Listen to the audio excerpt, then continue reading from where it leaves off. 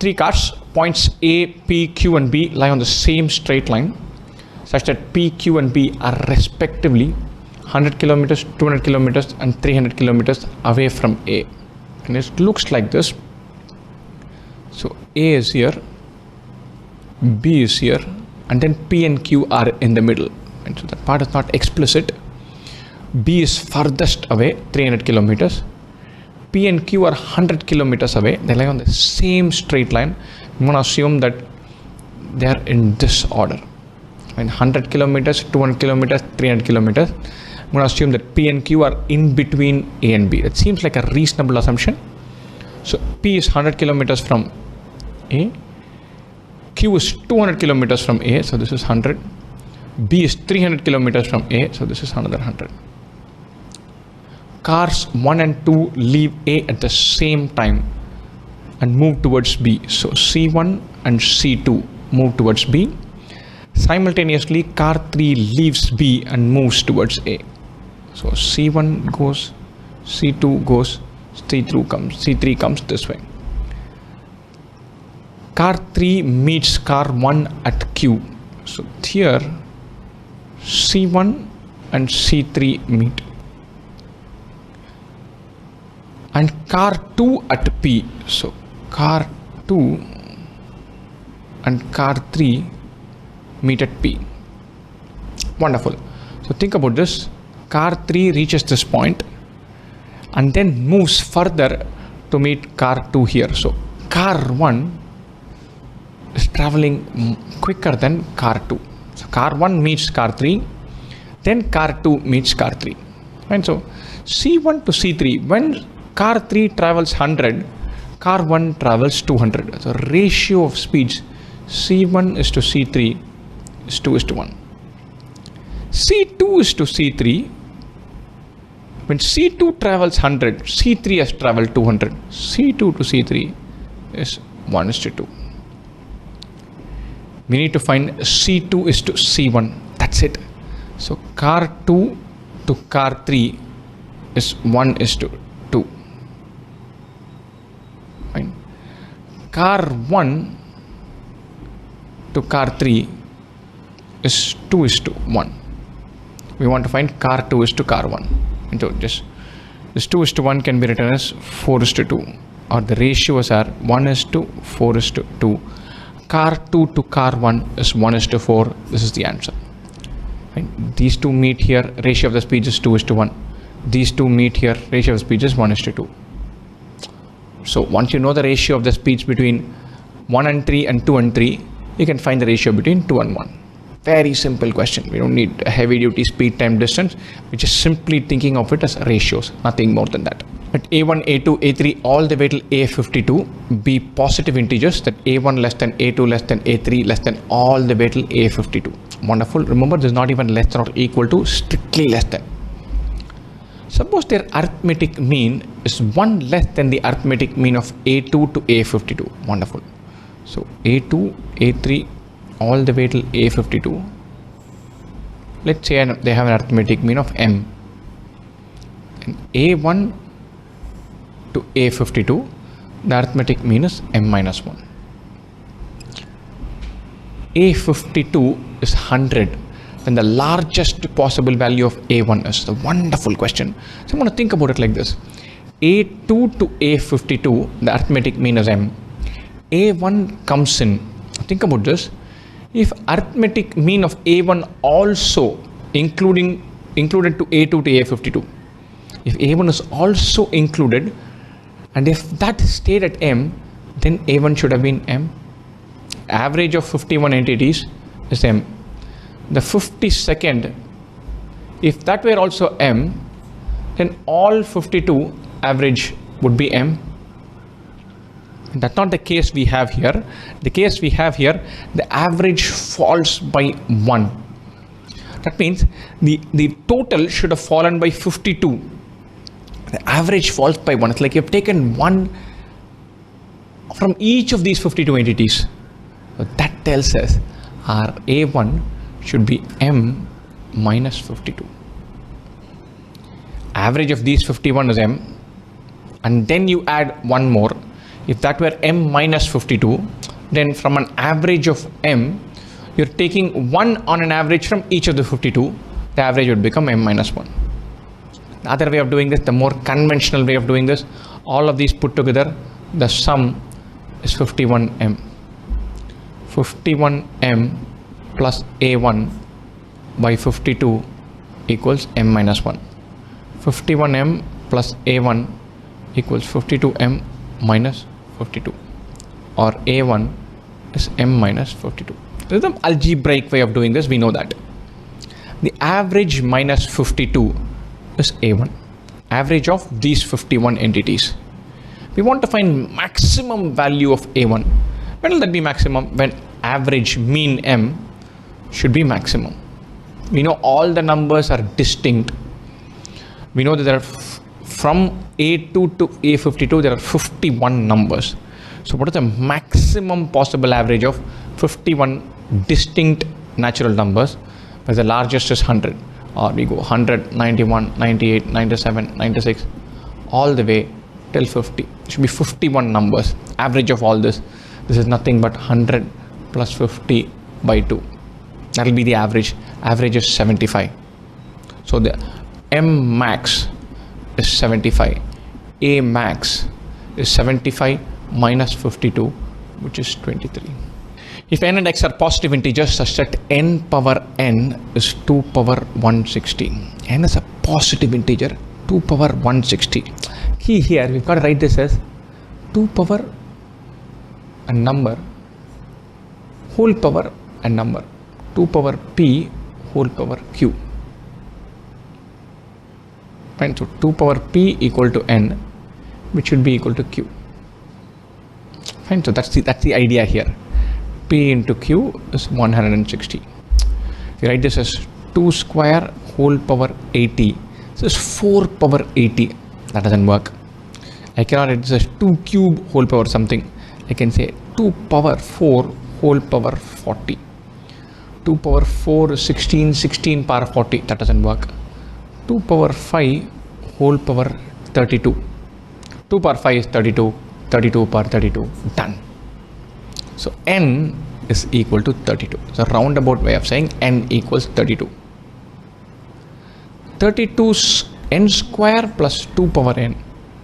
32 square plus 2 power 32 is an integral multiple of 2 power x. 32 square is 2 power 5 whole square. So 2 power 10 plus 2 power 32 is 2 power x into k. Largest possible x. Think about this. 2 power 10 plus 2 power 32 is 2 power x times k. This is 2 power 10 into 1 plus 2 power 22 equals 2 power x into k. This is an odd number. So our number is 2 power 10 into an odd number, or the largest power of 2 that can sit here is 2 power 10, or largest possible x. X max. The strength of a salt solution is p% if 100 ml of the solution contains p grams of salt. 3 salt solutions A, B and C are mixed in the proportion 1:2:3. Then the resulting solution has strength 20%. If instead the proportion is 3:2:1, the resulting solution has strength 30%. So A plus 2B plus 3C by 6 is 0.2. 3A plus 2B plus C by 6 is equal to 0.3. Right. Or A plus 2B plus 3 is 1.2. 3A plus 2B plus C is equal to 1.8. Wonderful. With this we can get some equation in A, B and C, and then we can start manipulating from there. We can figure something out. Right? What is the question asking us? It says a fourth solution D is produced by mixing B and C in the ratio 2:7. D equals 2B plus 7C by 9. We need to find the strength of D to that of A. We need to find D by A. That's what we're looking at. B and C are mixed in the ratio 2:7. So how do we do this? It helps to form an equation with a, b and c. So I'm going to first up subtract these two, the b will disappear. 2a minus 2c is 0.6 or a minus c is 0.3. Then we'll see if we can eliminate the number part and get the ratio going. So if we multiply this by 3 and this by 2, so 3a plus 6b plus 9c is same as 6a plus 4b plus 2c. So let's bring the a over to this side and b and c over to this side. So 2b plus 7c equals 3a. This is 2b, 4b, 6b minus 4b is 2b, 9c minus 2c is 7c, 6a minus 3a is 3a. 2b plus 7c equals 3a. It's just giving us something. It's just giving us something. Think about this. 2b plus 7c, we've seen that somewhere. 2b plus 7c sits here. 2b plus 7c by 9 is 3a by 9. Or d equals 3a by 9. Or d is a by 3. We want the ratio d by a. D is equal to a by 3 or d by a is 1 by 3, 1:3. It's an absolutely wonderful question. I must tell you that I look for an intuitive method of solving this, tried to manipulate the mixtures, didn't go anywhere. Tried to find an equation based method of solving it, did not go anywhere. Tried to say that the equation method is not going anywhere because we have only 2 equations, 3 variables. I'm missing something. So I said the data is missing, it's an incorrect question. It turned out that was wrong. Then said it was not an incorrect question. Tried to solve for a, b and c in terms of the other variables. Didn't go somewhere. So the method here is because we're asked for a ratio between d and a, between b and c in some combo on a, see if you can eliminate the numerical part. You're dealing with a ratio. So if you have a is c minus 0.3 or b in terms of a and a in terms of c with numbers thrown in, then the ratio is going to become very difficult to calculate. The numbers need to go away. So manipulate in some way as to remove away the numbers, have something to do only with a, b and c, and then see if you get lucky. In the other option, probably a prudent option would be to say we're mixing 2 mixtures. We're talking about 2 mixtures in weird ratios, and a fourth 2 mixtures of 3 mixtures each, 3 solutions each, and then a third mixture D produced by mixing B and C. You have too many mixtures, too many percentages and too many solutions. You're better off not poking at this question, which should have been the best decision for me to take in the exam, and I'm very confident that's a decision I wouldn't have taken. So we all live and learn. In a tournament, there are 43 junior level and 51 senior level participants. Each pair of juniors play 1 match. And 43 junior level and 51 senior level. Each pair of seniors play 1 match. There is no junior versus senior match. The number of girl versus girl matches in junior level is 153. So there are probably boys and girls, and then here boys and girls. Well, the number of boy versus boy matches in senior level is 276. Wonderful. There are n number of girls here, m number of boys here. Let's say n girls here, m boys here. This question is very doable. Girl versus girl matches is 153. N girls, number of matches will be NC2. NC2 is 153. N into n minus 1 by 2 is 153. N into n minus 1 is 306. Don't factorize this and do something with a quadratic equation. Product of 2 consecutive numbers is 306. 306 is a multiple of 9. So we have an 18 into a 17. That should work. It does. So there are 18 girls in this. 43 minus 18 is 25 boys. Right. Now let's go here. M boy versus boy matches in senior level. MC2 is 276. M into m minus 1 by 2 is 276. M into m minus 1 is 276 into 2, 552. Fine, I'm going to write this down on the next page. M into m minus 1 is 552. 552 is 276 into 2, which is 138 into 4, which is 69 into 8, which is 23 into 24. We've hit pay dirt. This is 24 into 23. So the 43 juniors, boys and girls, there are 25 boys and 18 girls. 51 seniors, boys and girls, there are 24 boys and 27 girls. The number of matches a boy plays against a girl is 25 into 18. All these boys have to play all these girls, plus 24 into 27, whatever this turns out to be. 25 into 18 plus 24 into 27. 25 into 18, 18 5s are 90, 0, 9, 36, 45, 450, plus 24 into 27. 24 7s are 168, 8, 16, 48 plus 16, 64, 648, 450 plus 648, 8, 9, 1098. I'm writing down 1098 as the answer. And very, very doable question. You need to be very comfortable with thinking in terms of NC2 and MC2. And then do the quadratic equation or the consecutive numbers multiplying part reasonably quickly, and then jump in and plonk the answer. There are two drums, each containing a mixture of paints A and B. In drum 1, A and B are the ratio 18:7. Drum 2, A and B are in the ratio which we don't know. The mixtures from drums 1 and 2 are mixed in the ratio 3:4, and in this final mixture, the overall mixture, A and B are in the ratio 13:7. Simple rule of thumb for questions like this: don't deal with A and B. Deal with A as a share of overall. What do I mean by that? A is 18/25 of overall. And here A will be sum x of overall, giving an overall A of 13/20. And these two are mixed in the ratio 3:4. So 18/25 into 3 plus x into 4 divided by 7 is 13/20. Fine.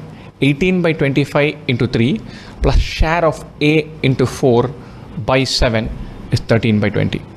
Right? So I'm going to simplify this. 18 into 3 is 54/25 plus 4x equals 7 into 13, 91/20. Or 4x equals 91/20 minus 54/25. I'm beginning to get spooked off with the numbers, but the choices are telling me that there is still hope for us. The choices are weird. So don't worry, power ahead. 4x equals, LCM of these two is 100. 91 into 5 is 455. 54 into 4 is 216. Or 4x is 455 minus 216. 15 minus 6 is 9. 4 minus 1 is 3. 239 by 100. Or x is 239 by 400. In drum 2, A is 239 by 400 overall. B should be the remaining, or A is to B should be 239 is to 161. How do we get this 161? This is 400 minus 239. Or the ratio should be 239 is to 161. Thankfully, that is there in our choices. Otherwise, we have to go through this whole process once again. Key thing here, think of everything in terms of only A. A good exercise would be to say, look, I'm going to think of it only in terms of B and then solve it. Try that. You will definitely get the same answer. But think of these in terms of only A or only B, not the ratio A is to B. On a triangle ABC, a circle with diameter BC is drawn, intersecting AB and AC at points P and Q. Wonderful. So ABC. So let's say this is BC. There's an A here. ABC. We are drawing a circle with diameter BC. Draw a circle like this.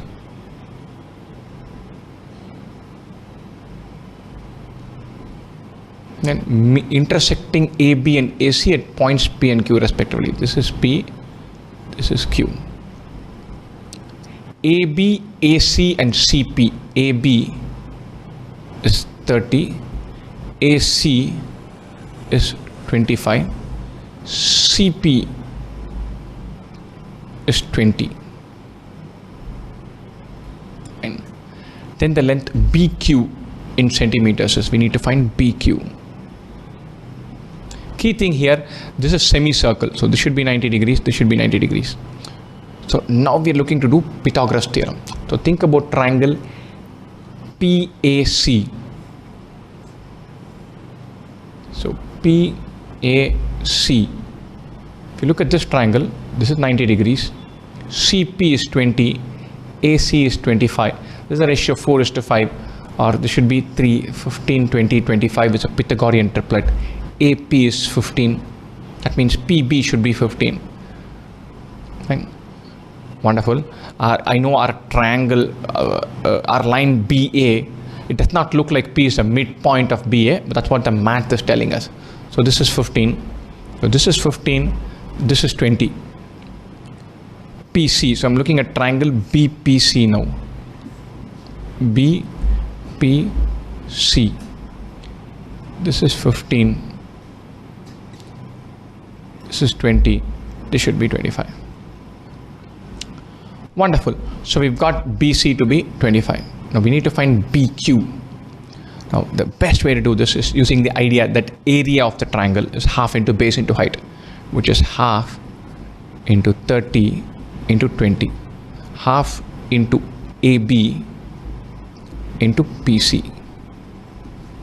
This also is half into 25 into BQ. 25 is nothing but AC. Plug this in and then we are through. We'll be able to find BQ. This half and half disappear. 25, take off a 5, make this 6. Take off another 5, make this 4. 6 into 4, 24. BQ is 24 centimeters long. Wonderful, wonderful question. Pythagoras theorem and the idea that area is half into base into height. Let T1, T2, etc. be real numbers. That T1 plus T2 plus T3 till Tn is 2n square plus 9n plus 1. T1 plus T2 till Tn is 2n square plus 9n plus 13. Tk equals 103. Then k equals, and a very interesting question. I'm going to call this as Sn, sum to n terms. We've been given an expression in terms of n. What am I going to do? I'm going to do sum to n minus 1 terms, which is T1 plus T2 all the way till Tn minus 1. This will be 2 into n minus 1 whole square plus 9 into n minus 1 plus 13. Now think about this. If I subtract one from the other, this Sn minus Sn minus 1. Sum up to n terms minus sum up to n minus 1 terms. That will be Tn. Everything else will get cancelled before that.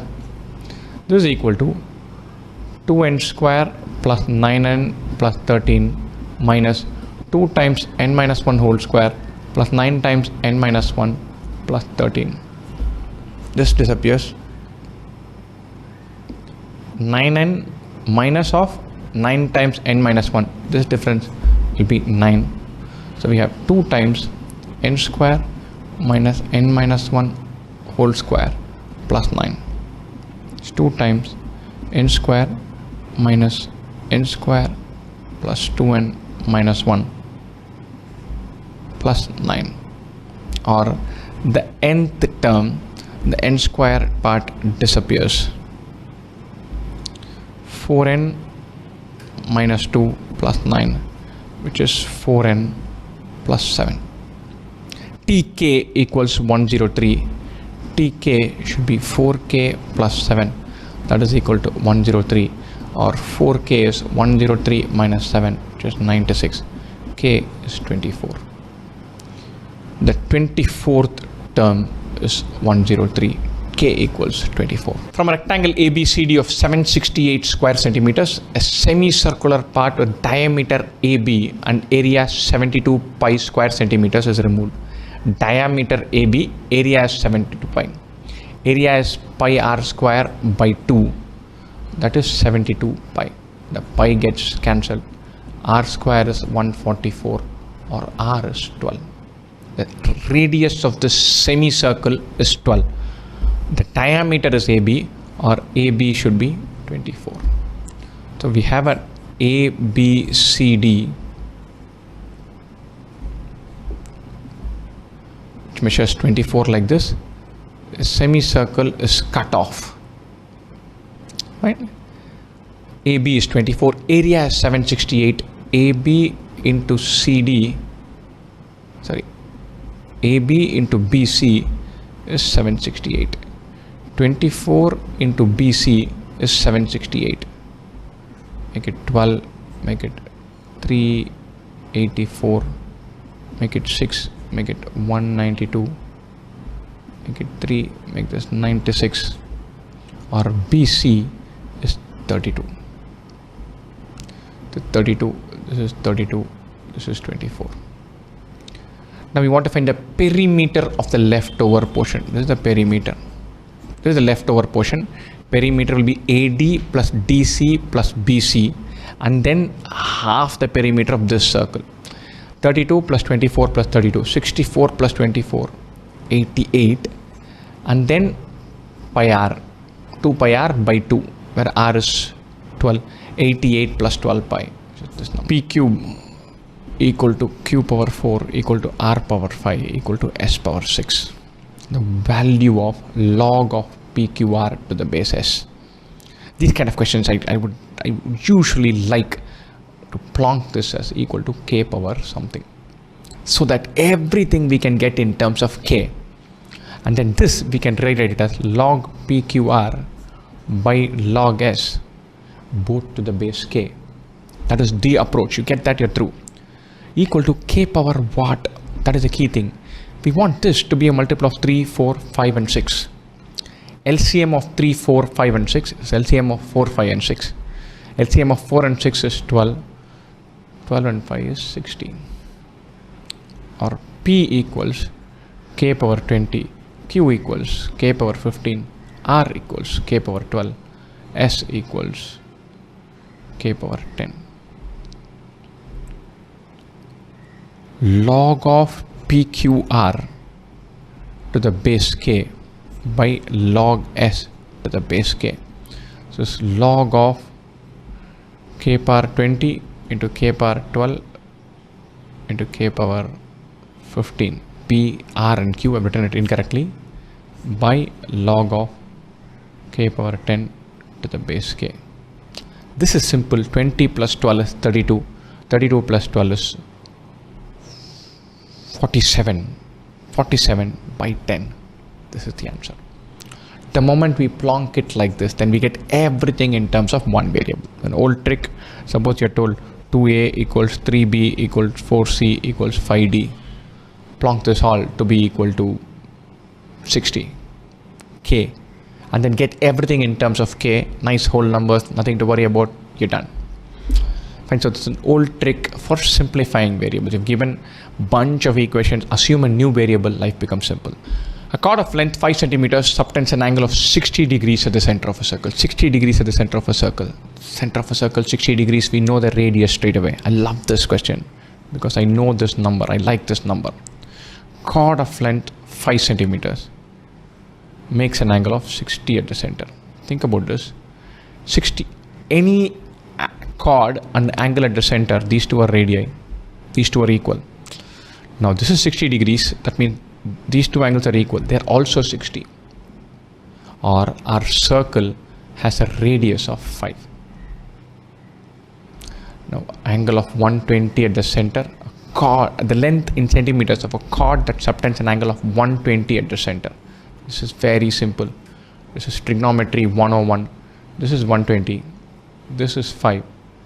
So this angle is 120. This should be 60. This should be 60.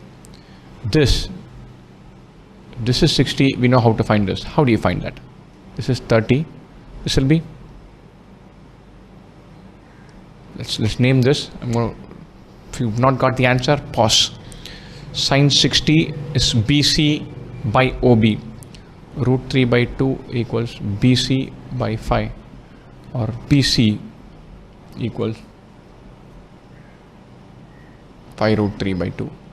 BC is 5 root 3 by 2, AC is 5 root 3 by 2, AB is 5 root 3 by 2 plus 5 root 3 by 2, which is 5 root 3. And it really helps to know that the moment you have a 60-degree angle in the center, you're talking about an equilateral triangle. So the radius is 5. In a 120, 30, 30 triangle, the sides are in the ratio 1:1 root 3. It helps if you know that, but it's not required. You can just plonk in this, do some trigonometry, and then get to the answer. A 20% ethanol solution is mixed with another solution, say S, of unknown concentration in the proportion 1:3 by volume. So 20% and S in the ratio 1:3. The mixture is then mixed with an equal volume of 20% ethanol solution. So this mixture is mixed with 20% ethanol in the ratio 1:1. The resultant mixture is 31.25% ethanol. So the resultant mixture is 31.25%. Fine. So wonderful question, because some amount of mathematical intuition is very useful in this. This mixture which is formed is mixed in equal ratio to get 31.25. So think about this.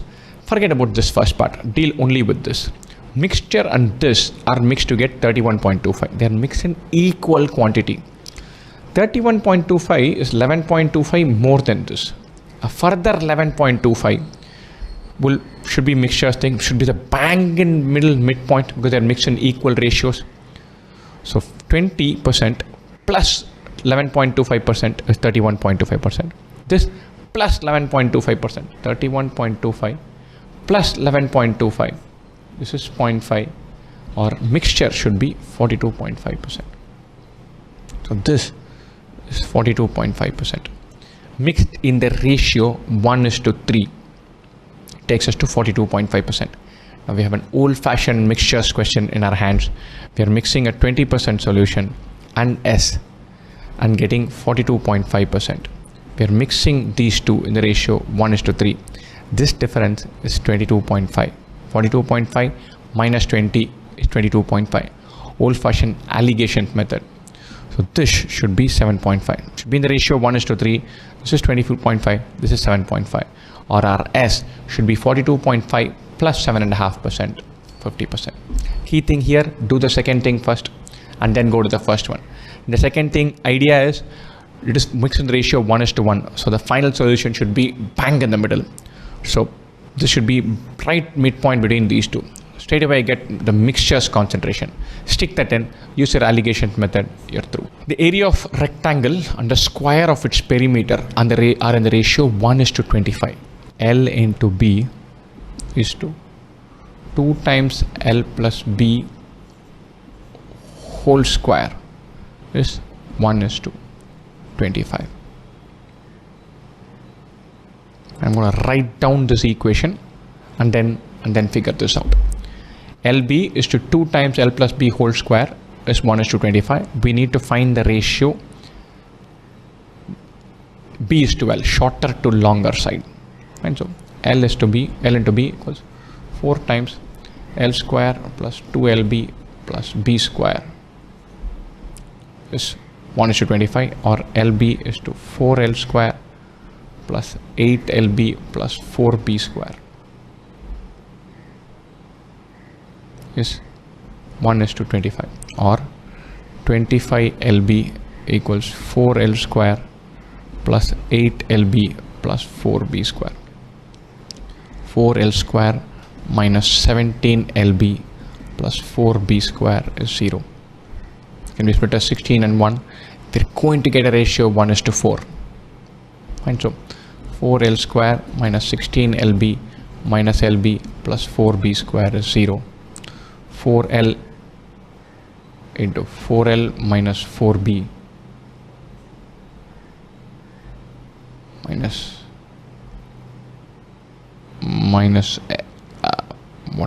minus B, sorry, 4L into L minus 4B minus B into L minus 4b is 0.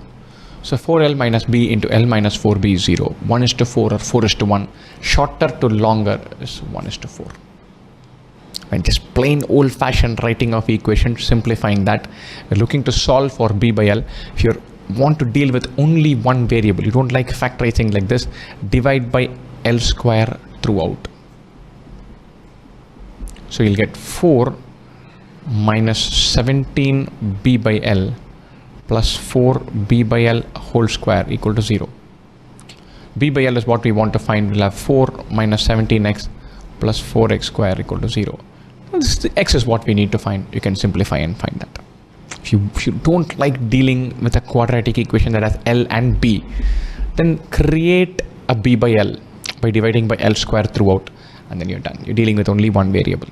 4 power n is greater than 17 power 19. I'm going to write this as 4 square power n by 2 is greater than 17 by 19. 16 power n by 2 is greater than 17 power 19. We want to find the smallest n. I'm going to think about n that doesn't work.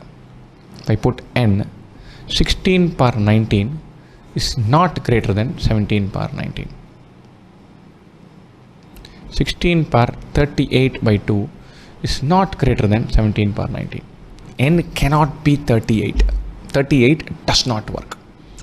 N has to be greater than 38. So 33 doesn't work. 37 doesn't work. 35 doesn't work. Bam, we've got this.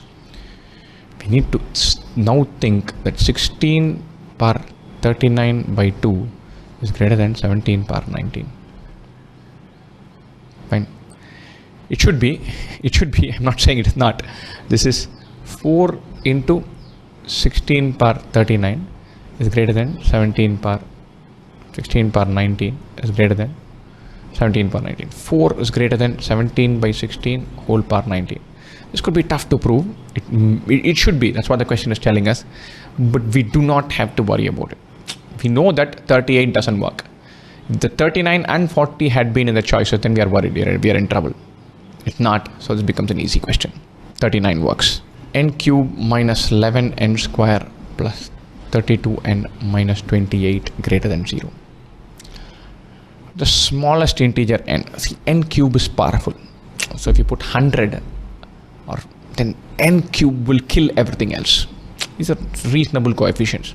And n cube is very powerful. So if n cube is positive, n cube is way more powerful than n square, way more powerful than n. So if you put n cube as 7, 8, 9, 10, 11, the larger you take n cube to, the more dominant the cube idea will become.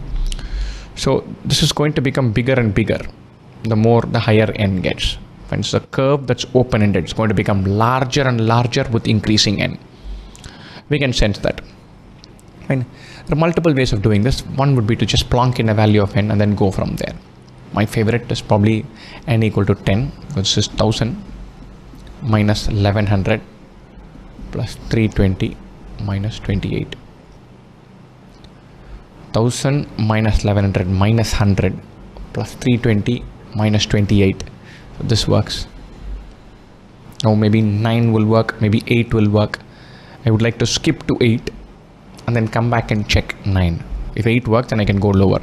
So this is 512 minus 11 into 64 plus 32 into 8 minus 28. So 512 minus 704 plus 32 into 8. This is 256 minus 28.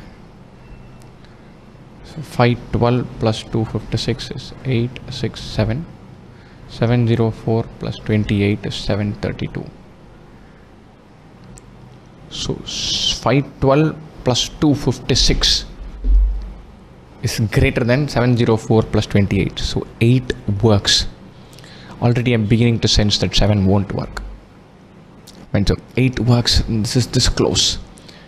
So the more dominant n is, n cube is, larger number should be higher. 8 works, and 8 is this close, so 7 probably won't work. Let's check it out any which way. So 343 minus 11 into 49 plus 32 into 7 minus 28 greater than 0. Is this true? 49 into 11, 490 plus 49 is 539. So 343, 539, 28, 32 into 7, 7 2s are 14, 4, 1, 7 3s are 21 plus 1, 22. Let's add these through. 3 plus 4 is 7, 4 plus 2 is 6, 567. I have a gut feeling this will be 567. So 7 is equal to 0. 8 works. An increasing sequence. So the smallest integer that works is 8. The other way of thinking about it is substituting small values and seeing if it can something factorize it. So p of x by x minus a remainder is 0. So we can look to factorize this if we can manage to find a factor. So we have n cube minus 11n square plus 32n minus 28. If you put n equal to 1, 1 minus 11 plus 32 minus 28. This adds up to 39, it adds up to 33, doesn't work. 2, 8 minus 44 plus 64 minus 28. 72, 72, yeah, this works. So this number, n cube minus 11n square plus 32n minus 28 is a multiple of n minus 2. We can factorize this. N square goes here, n cube minus 2n square. So minus 9n square plus 32n minus 9n minus 9n square plus 18n. We'll have 14n minus 28 plus 7. Sorry, plus 14. This is 14n minus 28, or our expression is n minus 2 into n square minus 9n plus 14, or it is n minus 2 into n minus 2 into n minus 7. When will this be greater than 0? When n is greater than 7. When n is 7, it will be greater than 0. When n hits between 2 and 7, it will be negative. What happens when n is 1? Very interesting. When n is 1, this 1 cube minus 11 plus 32 into 1 minus 28. 1 minus 11 plus 32 minus 28. This is 33 minus 39, which is minus 6. This doesn't work when n is 1. When n is 3, 4, 5, it won't work. When n is 1, these two are negative, this is negative. All three are negative, it doesn't work. Between 3 and 7, it doesn't work. These two will be positive, this is negative. The smallest integer that will work for is the integer 8.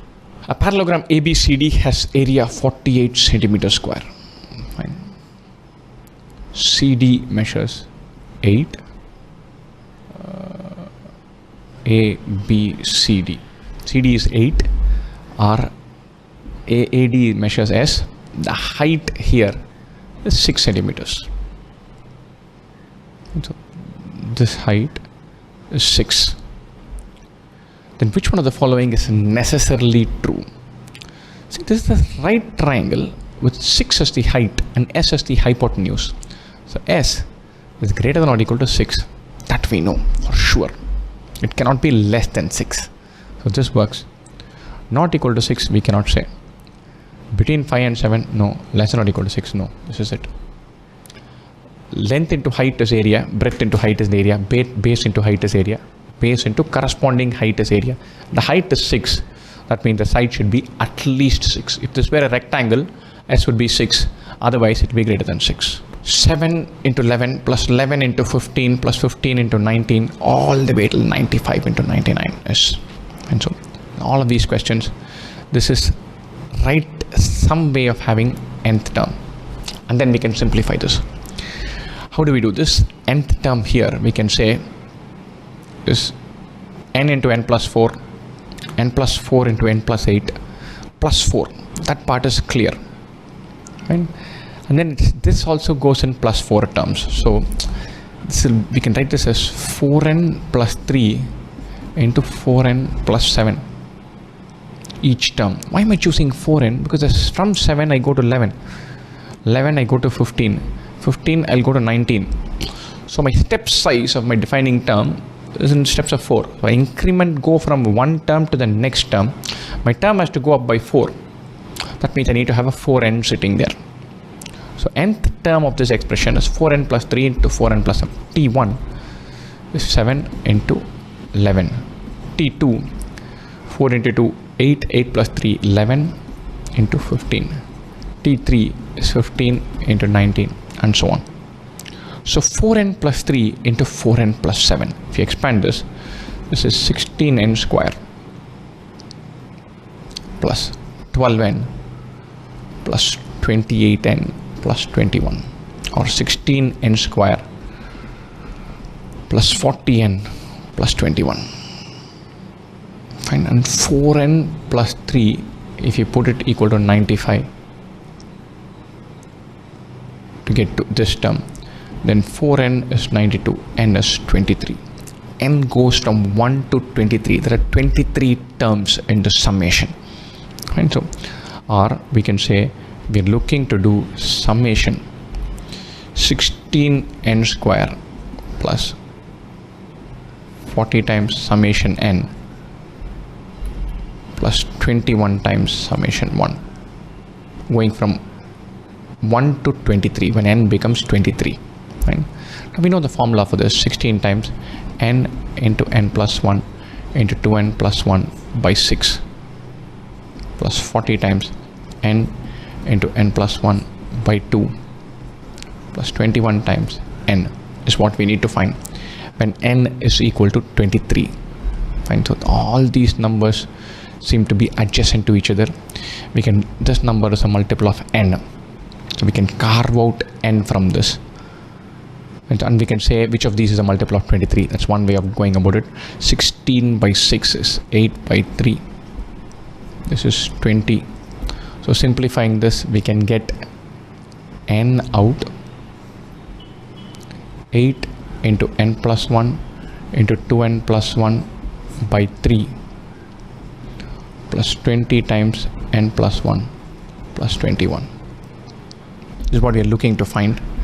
So that we can say 80707 divided by 23. It goes 3 times 69, 117, 5 times 115, 20, 0 times 7, 9 times.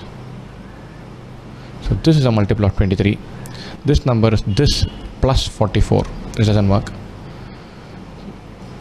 80730 is a possibility. 80773. This is from here, from 7 to 73 we're adding 66. This doesn't work. It's either this or this. So we might have to substitute and simplify and find n by 3 we take out. We get 8 into n plus 1 into 2n plus 1 plus 60 times n plus 1 plus 63. You have to expand this and find out. I'm just thinking if there is a street smart way of doing this. We have an n by 3 outside, so we're either getting 23 into 3509 or 23 into 3510. This is the only two possibilities we have from the answer choices. I'm just seeing if there is a street smart way of doing this. I'm going to copy this expression and then continue from there. So n by 3, 23 by 3 into 8, this is 23 by 3, 8 into 24 into 2 into 23, 46 plus 1, 47, plus 60 into 24 plus 63. So this becomes 8, 8, 21. 60 into 8 is 480. This is 21. This also does not end in a 0. So 8 into 8 is 64. 4 plus 7, 28. It ends in a 1. So this should be this number does not end in 0. I'm going to go for this. We have found out this answer by brute force and then substituted, but I'm looking to see there's some street smart way of doing this. It's a multiple of 23. It would have been brilliant if you had got only one multiple of 23 sitting there. Unluckily enough for us, there are two of them, so we eliminate this later on by doing some more poking around. This is the right answer. In an exam context, obviously you might have a calculator, you can plug it in, you don't need to do all this, substitute, get through, and then you're done.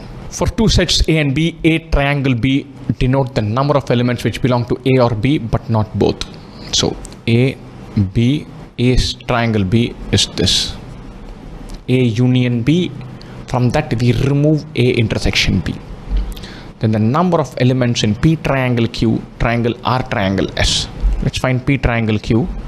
First, P triangle Q is, this has 1, 2, 3, 4. This has 2, 3, 5, 6. 2 and 3 are common. Remove that. P triangle Q is 1, 4, 5, 6. Worry about R triangle S now. R and S have, this has 1, 3, 7, 8, 9. 9 is common. This has 1, 3, 7, 8. This has 2, 4, 10. All even numbers. Only even number here is 8. So not present here. So R triangle S will have 1, 2, 3, 4, 7, 8, 10. So that's 1, 3, 7, 8. Yeah, they are sitting there. 2, 4, 10. So 1, 2, 3, 4, 7, 8, 10. Only one common element. So from 5 plus 4, we remove that one common element twice over. We should have 7. Now this triangle, this, what is common? 1 is common. 1 goes away from both. 4 is common. 4 goes away. 5 is not common. 6 is not common. Or we'll have, we have to go numerically 2, 3, 5, 6, 7, 8, 10. 1, 2, 3, 4, 5, 6, 7 elements. That's what we are looking for. A tank is emptied every day at a fixed time point. Fine. Immediately thereafter, either pump A or pump B or both start working until the tank is full. On Monday, A alone completed filling the tank at 8 p.m. So let's say Monday, A works for n hours to fill the entire tank. On Tuesday, B alone completely filled the tank at 6 p.m. So n minus 2 hours. Been open for 2 hours lesser than A. On Wednesday, A alone worked till 5 p.m. Plus n minus 3 hours A has worked. And then B worked alone from 5 p.m. to 7 p.m. to fill the tank. 2 hours to fill the tank. So A takes n hours to fill the tank. N hours of A can fill the tank. N minus 2 hours of B can fill the tank.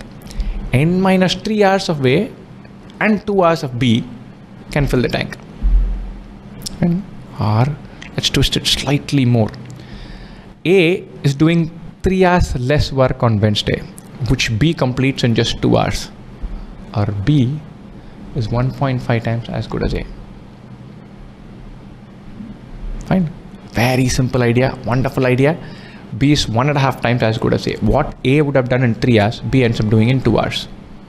Fine. Or n by n minus 2 is 3 by 2.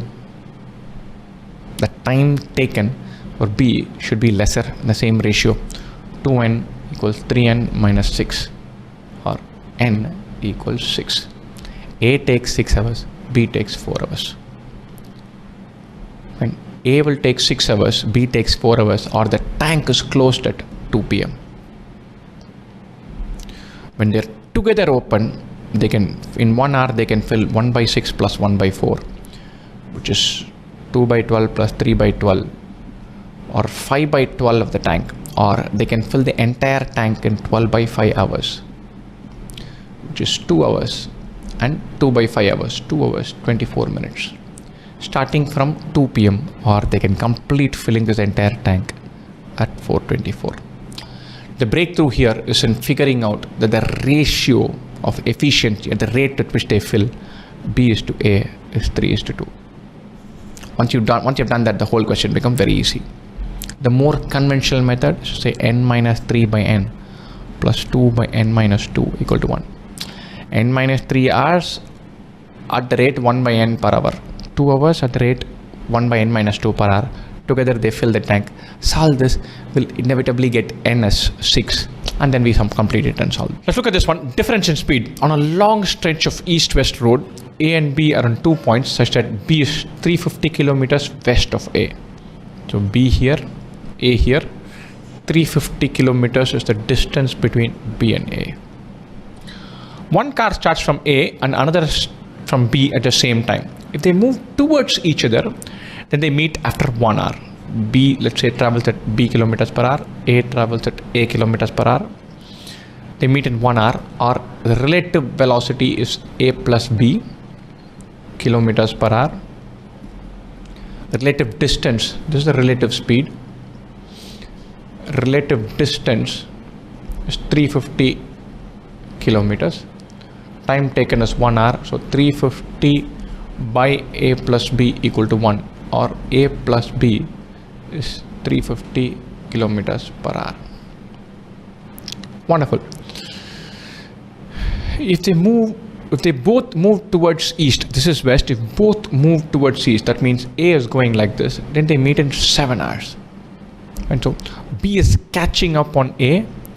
Once again, the relative distance will be 350 kilometers. The 350 kilometer gap has to be caught up by B. Relative speed is B minus A. B has to be going faster. Only then they'll catch up because they're going east. So 350 by B minus A equal to 7 hours. Or B minus A is 50 kilometers per hour. We know that B plus A is 350. We can find B and A. But we are asked for the difference between their speeds in kilometers per hour. Difference between their speeds in kilometers per hour is just B minus A, which is 50 kilometers per hour. The first point is not even needed, only this we needed, and the answer is 50 kilometers per hour. So sum of the squares of two numbers is 97. Then which one of the following cannot be their product? A square plus B square equals 97. Fine. Very interesting. Here we're talking about AB. And very interesting. So think about this. A square plus B square and AB, that's a very powerful link. If you think about 2 times AB, AB is 64, that means 2AB should be 128. 2AB should be minus 64. 2AB should be 32. 2AB should be 96. Why am I doing this? Because I can think about A square plus B square plus 2AB, A square plus B square minus 2AB. A square plus B square plus 2AB should be greater than or equal to 0 because this is A plus B whole square. A square plus B square minus 2AB should be greater than or equal to 0. This is A minus B whole square. 97 plus 128 works. 97 minus 128 does not work. It cannot be 64. The rest it can be. Quite simply put, A square plus B square should be greater than or equal to modulus of 2AB. A square plus B square should be greater than or equal to 2AB. It should be greater than or equal to minus 2AB. That's the condition. A square plus B square by 2 is greater than or equal to A into B. Modulus of A into B all the time. And so this idea is very important, very useful. So here it is summing up to 97. So 2AB has to lie between 97 and minus 97, or AB should be less than 97 by 2, greater than minus 97 by 2. All of these work, this one doesn't. A jar contains a mixture of 175 ml water and 700 ml alcohol. Fine, so alcohol 700 ml and then water is 175. 700 is 4 times 175. The ratio 4:1. Gopal takes out 10% of the mixture and substitutes it by water of the same amount. He takes out 10% of the mixture and substitutes water. The process is repeated once again. The percentage of water in the mixture is now fine. In all of these questions, don't track water and alcohol. Remember, 10% is taken out. That means you're going to take out 10% of water, 10% of alcohol. And then water is added. Alcohol is not added. So from alcohol, you're removing 10%. Fine. So first step, chase alcohol. Don't chase water. Think about how much alcohol is there. Second step, think about alcohol retained, not all alcohol removed. What do I mean by that? I'm removing 10% of this mixture. So 10% of alcohol will go away. That means 90% is retained. So when I do it once, the first time we do this, alcohol remaining will be 700 into 90%. One more time we do this into another 90%. We'll retain 90% of whatever alcohol was there. So the amount of alcohol that's going to be remaining is 700 into 9 by 10 into 9 by 10, or 81 into 7 8s are 56, 567. We totally have 875 ml overall mixture.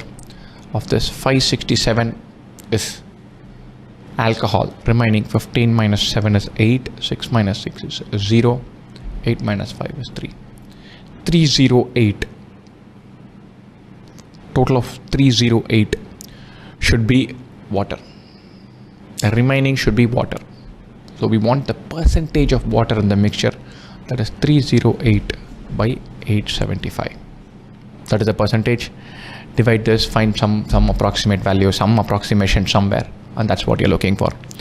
308 is 30% of 1000 is 300. Of 875 should be a higher percentage. You're looking for something like this. 35.2% is your answer. 875 into 35 by 100 should give us this. 35 by 100 is a little more than 1/3. 870, 1/3 is 290. So this is 292, 293. This one third of this. That should be slightly more than this. 308 will work out. This is what we are looking at. Fine. Key point here, if you're removing and replacing only one, so chase the part for which you're doing only one action. For alcohol, is only being removed. Water is removed and then added back. So forget water. For alcohol, don't worry about removing and then at each stage think about what is removed. Think about what is being retained. 10% is removed, 90% is retained. So the very simple question. The guys who are experienced will just do 700 into 0.9 into 0.9 divided by 875. 100 minus, this is the answer. Bam, you can do this in 45 seconds. And that's what you need to be thinking about. Points A and B are 150 kilometers apart. Let's draw this. A here, B here, 150 kilometers. Cars 1 and 2 travel from A to B. But car 2 travels from A when car 1 is already 20 kilometers from A. So car 1 starts first, then car 2 starts. Right? Each car travels at a speed of 100 kilometers per hour for the first 50 kilometers, 50 kilometers per hour for the next 50 kilometers, and 25 kilometers per hour for the last 50 kilometers. The distance in kilometers between car 2 and B when car 1 reaches B is, so car 1 starts, and so for the first 50 kilometers we travel at 100 kilometers per hour. So I'm going to break this into 3 parts. 50, 50, 50. Fine. So when car 1 is 20 kilometers ahead, that is when car 2 begins the journey. And car 1 is 20 kilometers ahead, that's when car 2 begins the journey. Think about this. Car 1 is 20 kilometers away from A. Car 1 travels at a speed of 100 kilometers per hour for the first 50 kilometers. So for the first 20 kilometers, car 1 would have taken 20 by 100 kilometers per hour, which is whatever, 1 by 5 of an hour. Fine, so 12 minutes. Now car 2 starts 12 minutes behind car 1. So car 2 will be 12 minutes behind car 1. Finally, when car 1 reaches here, car 2 will be at a point where it's going to reach in 12 minutes. Right? This is the last stretch. It's traveling at 25 kilometers per hour. Traveling at 25 kilometers per hour and another 12 minutes to reach, or the distance is 25 into 1 by 5. 25 kilometers per hour into 1 by 5, or 5 kilometers. Another way to think about it, a beautiful way to think about it, car 1 takes some amount of time, started some amount of time ahead here. Car 2 is going to travel this leg. The amount of time car 1 travels this 20 kilometers is the amount of time car 2 will have to travel here. Car 1 travels this 20 kilometers at 100 kilometers per hour. Car 2 has to travel this last leg at 25 kilometers per hour. The time taken should be the same, because car 2 is chasing car 1 and it starts car 1 after that time. Their entire journeys are identical. The trips they take is identical. For taking 20, the speed is 4:1. So if you're traveling 20 kilometers here, the gap remaining should be 5 kilometers.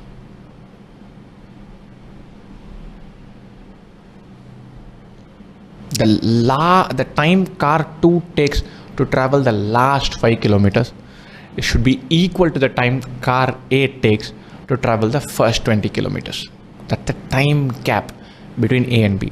Think about it, if car 1, between 1 and 2, if car 1 started say 46 minutes before car 2, car 2 will reach 46 minutes after car 1. They're traveling identical trips. I'm not saying the answer is 46 minutes. I'm saying some t minutes car 1 starts ahead. Car 2 will end exactly t minutes after that. So they're traveling the same distance, the same pattern. So that's all we need to keep in mind for this question. If a and b are integers important, such that 2x square minus ax plus 2 is greater than 0 and x square minus bx plus 8 greater than or equal to 0, for all real numbers x, very vital point, is always greater than 0. Then the largest possible value of 2a minus 6b. It's a complicated sounding question.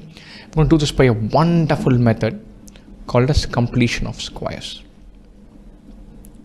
What do I mean by that? Let's take this one. 2x square minus ax plus 2 greater than 0.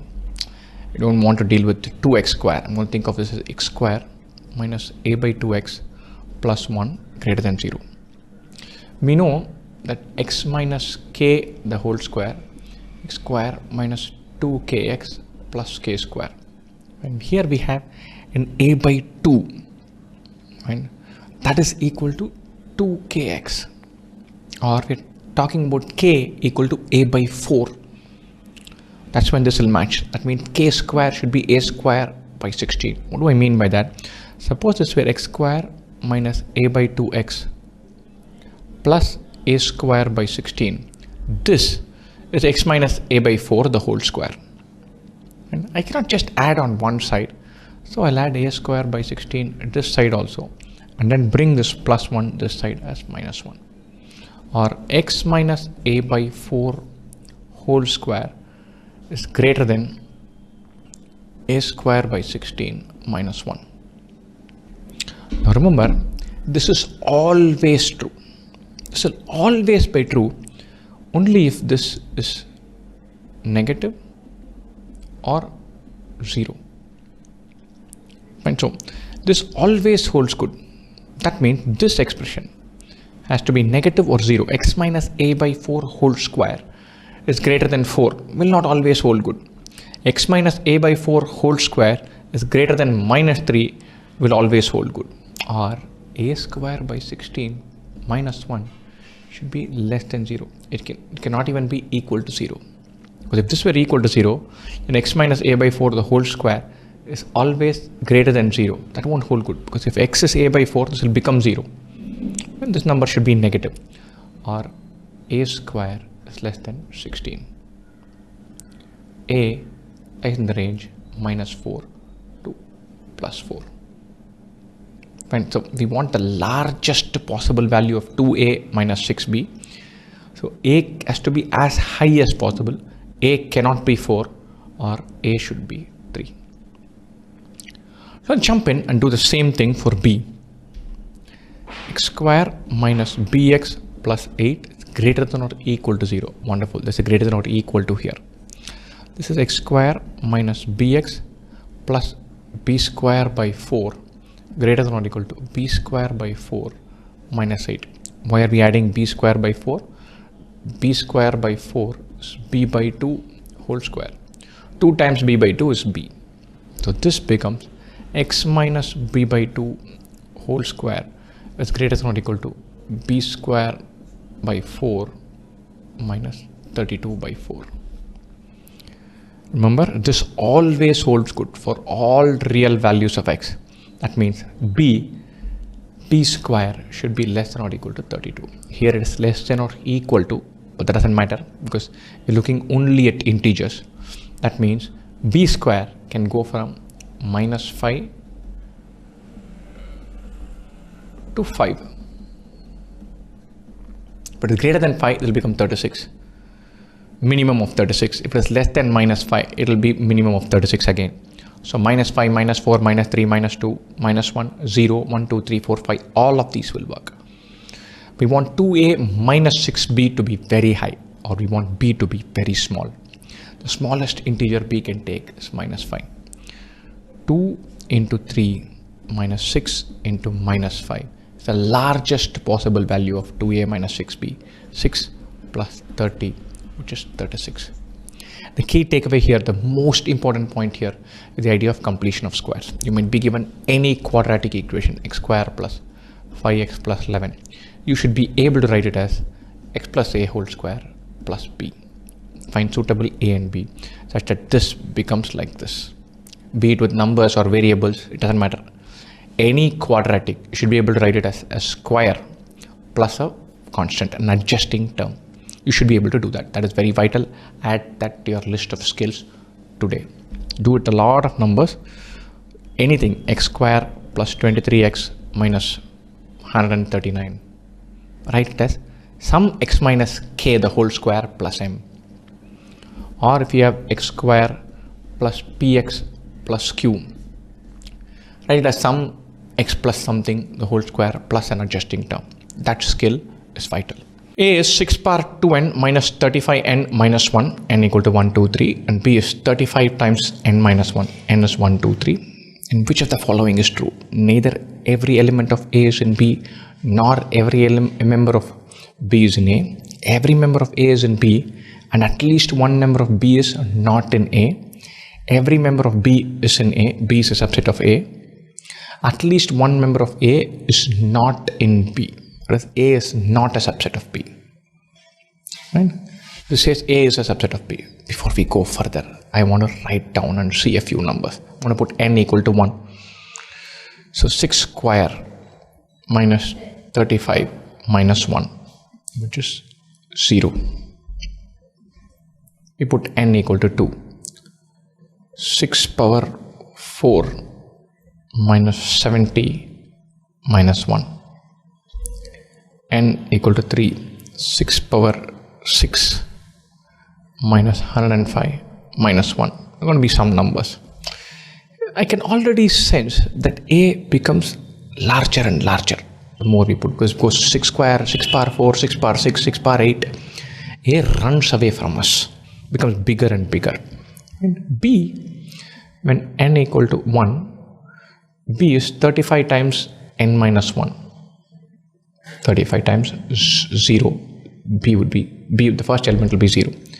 When n is 2, it is 35 into 1, 35. When n is 3, 35 into 2, 70. B is more predictable. Every multiple of 35 from 0 onwards, every positive multiple is there in this set. Now, this question just opens up because of this. Neither every member of A is in B, nor every member of B is in A. Every member of B is in A. This is wrong. 70 is not in A. A is galloping away. At least one member of A is not in B. So all multiples of 35 are sitting here practically, including 0, all positive multiples. All we've got to think now is, are these numbers multiples of 35? That's all we need to think. And they have to be. Why so? Think about this. A is 6 power 2n minus 35n minus 1. I'm going to write it as 6 power 2n minus 1 minus 35n. This is 36 power n minus 1 power n minus 35n. 36 power n minus 1 power n will be a multiple of 36 minus 1. So every element in A is a multiple of 35. B lists all multiples of 35 including 0. So every element of A is in B.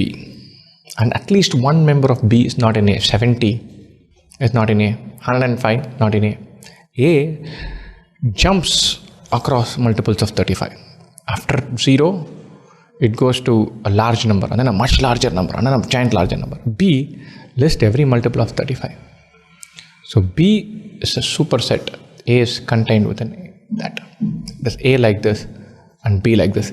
Every element of A is in B, and at least one member of B is not in A. There are plenty of members in B. 1 by log 100 to the base 2 minus 1 by log 100 to the base 4 plus 1 by log 100 to the base 5. And all of this, I'm going to rephrase this. 1 by log A to the base B is log B to the base A. This is log 2 to the base 100 plus minus log 4 to the base 100 plus log 5 to the base 100, etc., etc., etc. Or I'm not going to write everything down because I'm already sensing this. Log A minus log B is log of A by B. Everywhere the base is going to be 100, or we are looking at log of 2 into 1 by 4 plus 5 into 1 by 10 plus 20 into 1 by 25. 2 into 1 by 4 into 5 into 1 by 10 into 20 into 1 by 25 into 50. 50 all to the base 100. 50 by 25 is 2. 20 by 10 is 2. 2 into 2 is 4, which disappears with this. Or this is log 10 to the base 100, 1 by 2. Done. Very simple idea. Log A to the base B is 1 by log B to the base A. That's all we are using, nothing more than that. And log x minus log y is log of x by y. Together complete a work in 16 days. Ramesh and Ganesh together can finish in 16 days. After 7 days of working together, Ramesh got sick. So it says 16 days of Ramesh, 16 days of Ganesh can finish this. However, after 7 days, Ramesh got sick. His efficiency fell by 30%. So this is broken Ramesh. Ganesh continues to work as it is. As a result, they completed the work in 17 days. So one more day of broken Ramesh and an extra day of Ganesh. This is required because Ramesh has turned up with a lower efficiency. But they finished it in 17 days. If Ganesh had worked alone after Ramesh got sick, in how many days would he have completed the remaining work? Wonderful. Let's plug this in. The efficiency falls by 30%. Let's say Ramesh brings in X every day. After 7 days, this is a 7-day mark, he brings only 0.7x. Now think about this. To the original schedule of 16 days, there are 9 more days to go. In these 9 days, Ramesh is going to fall short by 2.7x, 0.3 into 9. So the delta, the gap because of drop in efficiency is 2.7x. X is what Ramesh accomplishes in a day. This 2.7x is being compensated by 1 day of Ganesh plus another 0.7 of Ramesh. Because the last day also he works, 17th day also he works, reduced efficiency, but he's still working. Or 2x equal to g, or g is twice as good as r. Now we know if r can finish it in r days, g can finish it in half the time. That much we know. Now we can come back to this equation and then finish it off. And very simple. Now we know that Ganesh is twice as efficient as Ramesh. So therefore we can say if Ramesh takes say k days to finish, Ganesh will take k by 2 days to finish. 1 by k plus 2 by k equals 1 by 16. 3 by k is 1 by 16. K is 48. Ramesh can finish the task in 48 days. Ganesh can finish it in 24 days. If Ganesh had worked alone after Ramesh got sick, so that means in the 7 days, Ramesh would have completed 7 by 48 of the task that he completes. Fine. Ganesh can on each day can do 1 by 24 of the task. The task to be completed is 41 by 48. So 41 by 48 needs to be done by Ganesh completely. Only 7 by 48 is done by Ramesh. Ganesh can do 1 by 24 in 1 day. Or totally he'll have to do 41 by 48 into 24 by 1. That many days he will take. Or 41 by 2, 20.5 days totally. So he'll finish in 20.5 days. If Ganesh had worked alone after Ramesh got sick, that means Ramesh has worked for 7 days. After 7 days, Ramesh disappears. So 20.5 is when Ganesh would have finished it. Minus 7. 20 minus 7 is 13, 13.5. That's what you're looking for. So Ganesh puts in total of 20.5. Ramesh puts in total of 7 days. This much of Ganesh and this much of Ramesh, they would have finished the entire task. And so after Ramesh disappears, Ganesh has to put 13.5 more days of effort. The moment we find that Ganesh is equal to twice Ramesh, we're through. This question becomes very simple. F of x is maximum of 5x and 52 minus 2x square. Maximum of this. So this is a curve, this is a curve, this is a maximum of this. The minimum possible will be the time when the two curves intersect. Or 5x equals 52 minus 2x square. 2x square plus 5x minus 52 equal to 0. 2x square plus 5x minus 52 is equal to 0. This is what we get. We need to factorize this. 2x square, 2 into 52 is 104, so 13 and 8. 2x square minus 8x plus 13x minus 52 equal to 0. 2x into x minus 4 plus 13 into x minus 4 is 0. Or x is either minus 13 by 2 or 4. And one of these two is the answer. There are 2 points this intersects, these two curves intersect. So let's put x is minus 13 by 2. So 5 times x is 5 into minus 13 by 2, which is minus 65 by 2. 52 minus 2 times 13 by 2 minus 13 by 2 the whole square. Or this is 52 minus 2 into 169 by 4.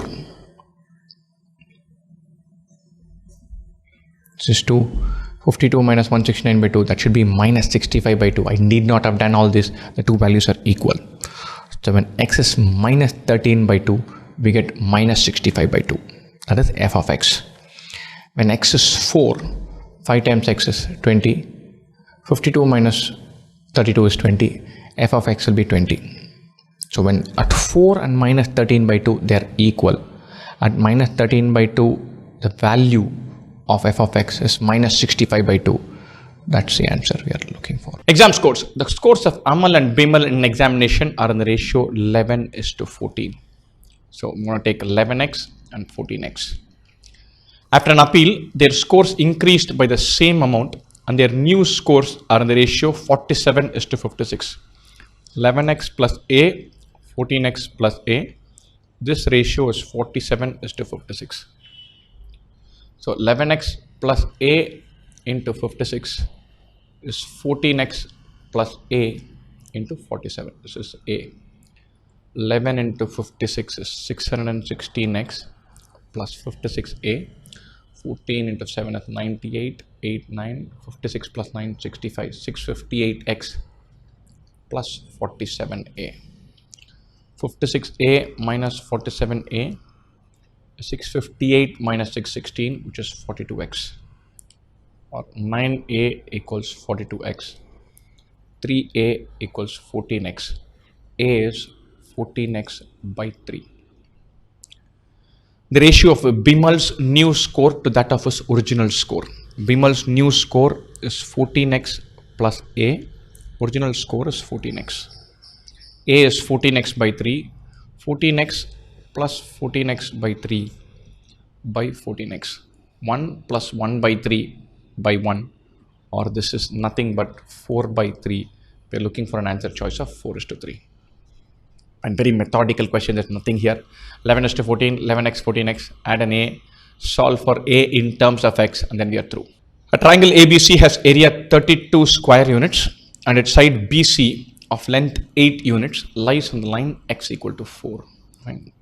X equal to 4, let's say 1, 2, 3, 4, x equal to 4 is a line parallel to the y-axis. This is 0, 0. This is the line x equal to 4. So BC measures 8 units and it's somewhere here. It lies on this. It could be cutting the x-axis. It could be completely in the first quadrant. It could be completely in the fourth quadrant. That line segment. Area is 32 square units. Since we have this, let's take this as the base. Half into base into height is 32. Half into 8 into height is 32. Or height is 8 units. Remember, this is vertical distance. So if A were placed at a distance of 8 units from this line, means either at the point x equal to 12, somewhere here, or on the line x equal to minus 4. Anywhere here, and BC can be anywhere and A can be anywhere here. From A to BC, the distance would measure 8. The shortest possible distance between A and the point 0, 0. This is the point 0, 0. A can lie anywhere here or anywhere here. So the shortest possible distance A should be here on this line. This distance is 4 units. Be done. A should be minus 4, 0. B and C could be any 2 points such that the distance is 8 units lying on the line x equal to 4. And very simple question. Once you get a reasonable sense of the diagram, and choose the base to be BC. How many 2-digit numbers with a non-zero digit in the units place are there which are more than thrice the number formed by interchanging the positions of its digits? XY, YX. We told this is not 0. This is definitely not 0. Otherwise, it won't be a 2-digit number.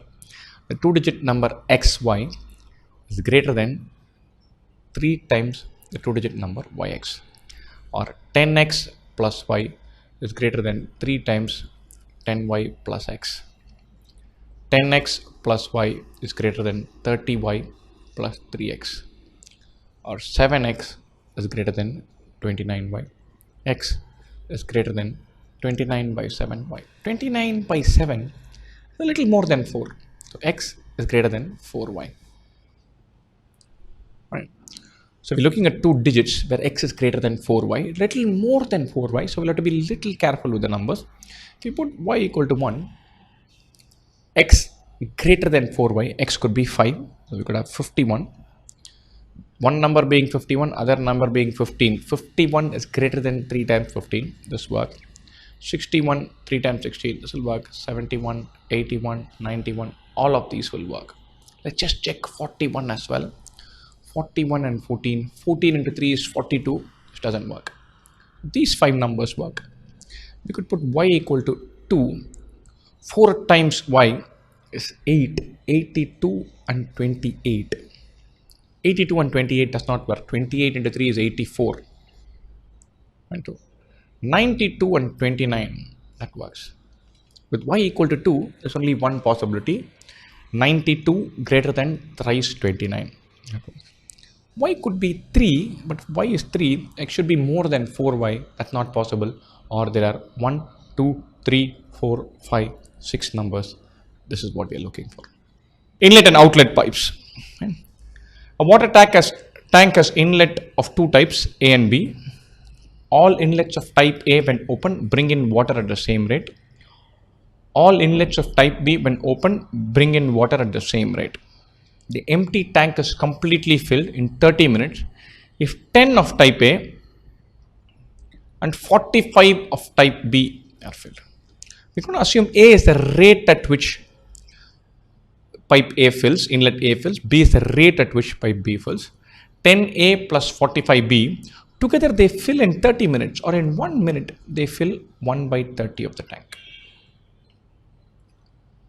And in 1 hour, if 8 inlets of type A and 18 inlets of type B are open, so 8A plus 18B will give us a 1 by 60. And in how many minutes will the empty tank get completely filled if 7 inlets of type A and 27 inlets of type B are open?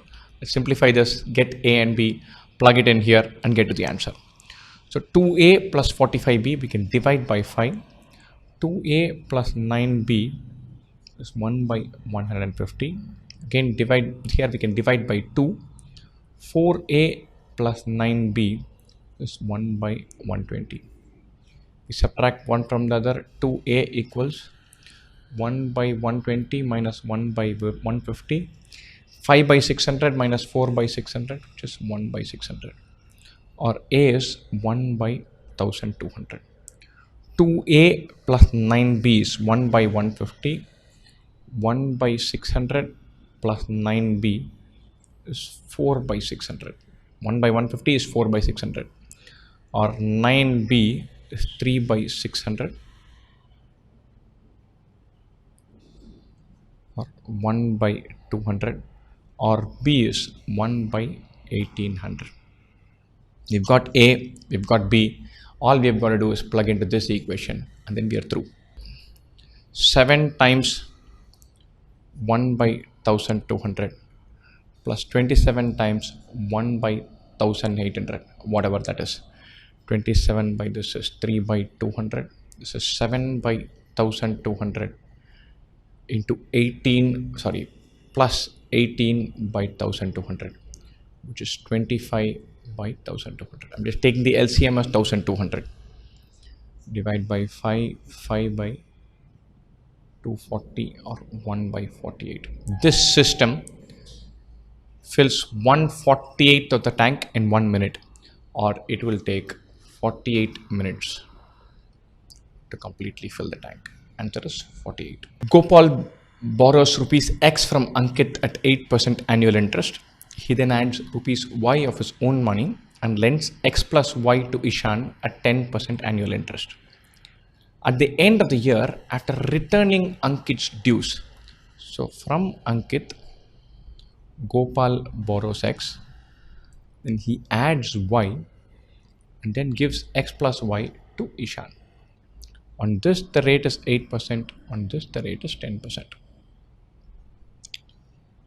After returning Ankit's dues, the net interest retained by Gopal is the same as that accrued to Ankit. So he gives 8% of X. He gets 10% of X plus 10% of Y. Remaining will be 2% of X plus 10% of Y. This is same as 8% of X. That's what this question is saying. Interest accrued to Ankit is 8% of X. What Gopal would have got is 10% of X plus 10% of Y, of which 8% of X is given away. Remaining 2% of X plus 10% of Y is 8% of X, or 6% of X is 10% of Y. 3X equals 5Y. On the other hand, had Gopal lent X plus 2Y to Ishan at 10%, then the net interest retained by him would have increased by rupees 150. Instead of X plus Y, he now lends X plus 2Y. So the additional Y at 10% gets him an additional interest of 150, or Y is rupees 1500. 5Y equals 3X. 5 into 1500 is 3 into X. X is 5 into 500, 2,500. Find the value of x plus y, that is 2,500 rupees plus 1,500 rupees, which is 4,000. The arithmetic mean of x, y and z is 80, or x plus y plus z is 240. The arithmetic mean of x, y, z, u and v, or x plus y plus z plus u plus v equals 75 into 5, 375. Or u plus v is 375 minus 240, which is 135. Where u is x plus y by 2 and v is y plus z by 2. Then the minimum possible value of x is, what is the minimum possible value of x? So u plus v, so x plus y by 2 plus y plus z by 2 equals 135. Or x plus y plus z by 2 plus y by 2 is 135. X plus y plus z by 2 is 120. 120 plus y by 2 is 135. Or y by 2 is 15, y is 30. Wonderful. So x plus y plus z is 240. X plus z then is 210. X is greater than or equal to z. So x is greater than or equal to z. So x is greater than or equal to z. The minimum possible value of x, x min is 105. The best case scenario is when x is equal to z. When x is equal to z, x will be 105 and z will be 105. Y is 30, u and v we can find all this. So the minimum value of x is 105. Find f of 10. F of x plus 2 is f of x plus f of 1. F of x plus 1. So we put for all positive integers x. F of 11 is 91. 15 is 617. We need to find f of 10. F of x plus 2 is f of x plus f of 1. So f of 1 plus f of 2 is f of 3. F of 2 plus f of 3 is f of 4. F of 3 plus f of 4 is f of 5. That's how this goes on. We know f of 11. So let's start with f of 11. F of 11 plus f of 12 is f of 13. F of 12 plus f of 13 is f of 14. F of 13 plus f of 14 equals f of 15. We know this is 91. Let's say this is x. This will be 91 plus x. This is x. This is 91 plus x. This is 91 plus 2x. This is 91 plus x. This is 91 plus 2x. Adds up to 617. Or 91 plus 91, 182 plus 3x is 617. 3x equals 617 minus 182, which is 5. 11 minus 8 is 3. 5 minus 1 is 4. 3x is 435. X is 435 by 3, which is 1, 4, 5. 145. So x is 145. We need to find f of 10. F of 10 plus f of 11 is f of 12. So this number plus 91 equals 145, or this number is 145 minus 91, which is 54. F of 10 should be 54. We'll do a very quick check. F of 10 is 54 plus 91 is 145. 91 plus 145. F of 11, F of 12 should add up to F of 13. 6, 3, 1, 236.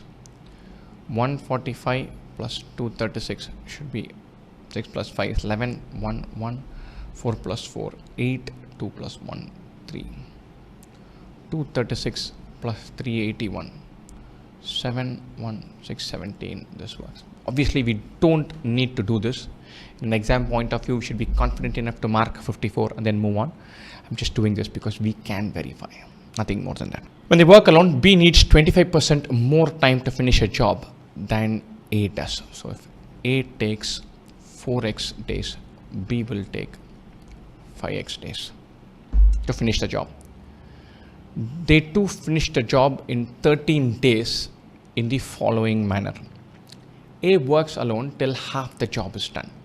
So half the job is done, A works alone. So A works alone for 2x days. Then A and B work together for 4 days. So A and B for 4 days. And finally, B works alone to complete the remaining 5% of the job. B does 5% of the job. And wonderful question, because the definitions are very different. It says half the job, 5% of the job, and then they work together for 4 days. And a wonderful question. So A and B together, if they are working in one day, they'll finish 1 by 4x plus 1 by 5x. This is what they can complete in one day. Right? So A works for 2x days, and then A and B work for 4 days, and then B does 5% of the job working alone. It's a wonderful question. B completes for 5% of the job working all alone. Remember, B takes 5x days to complete the entire job.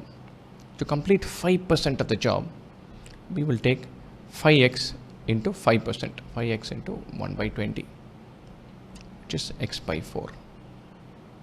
So B works for x by 4 days, A works for 2x days, and then A and B together work for 4 days. And so 2x days plus 4 days plus x by 4 days is 13. 2x plus x by 4 is 9, or this is 8 plus 4 plus 1. Fine. So x is 4, that much we have got. So A should take 16 days, B should take 20 days. A wonderful question, because the way of defining this, it says x takes half the job, and then A and B together take 4 days, and then B does 5% of the job in the working alone.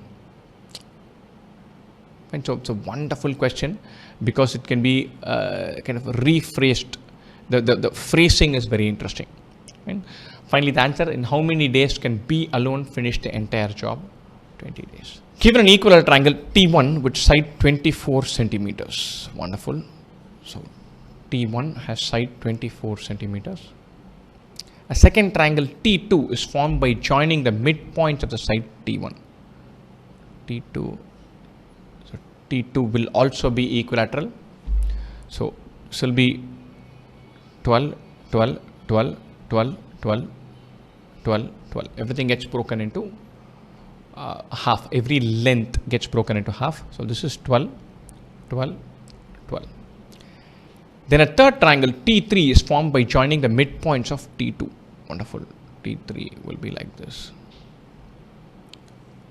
If the process of forming triangles is continued, then sum of the areas in square centimeters of infinitely many such triangles. Oh, wonderful.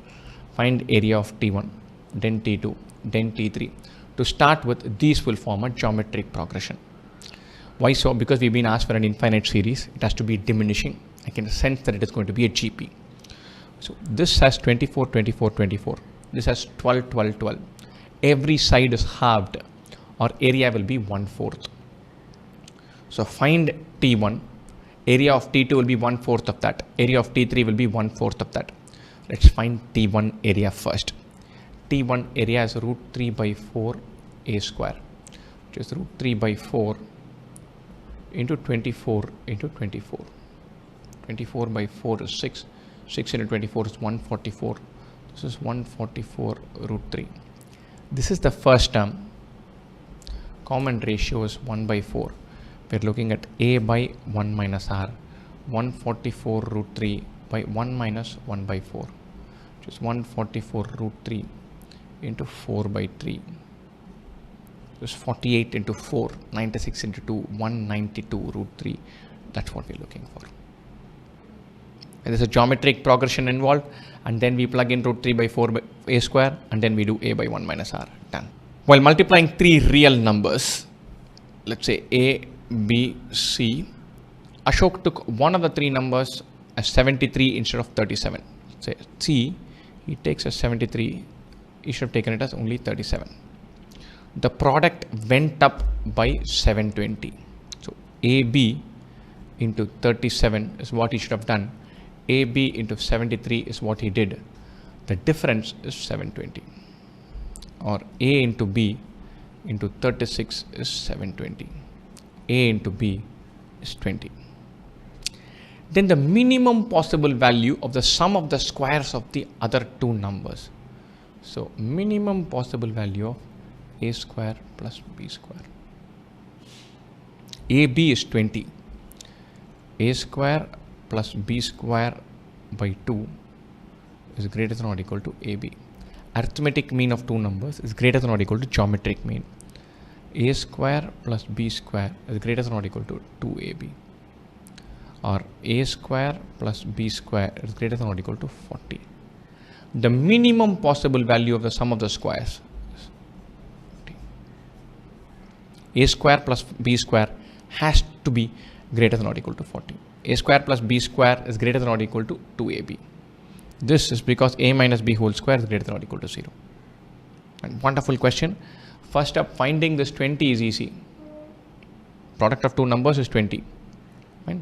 So it could be 1 and 20, 2 and 18, 2 and 10, and so on.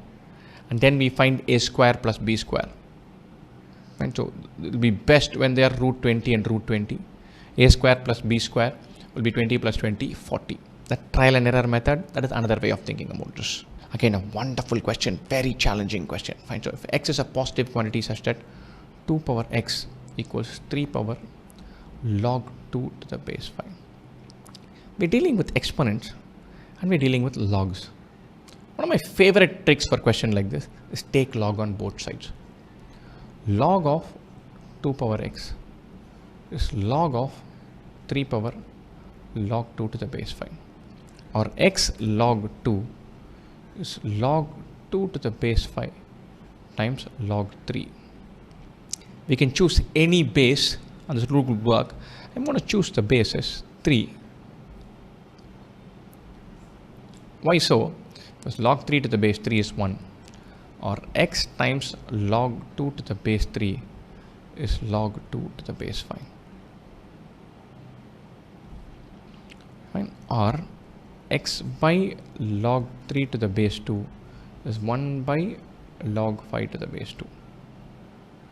Or x is log 3 to the base 2 by log 5 to the base 2. In other words, our number x is log 3 to the base 5, which is not this, which is not this. It should be one of these two. See this.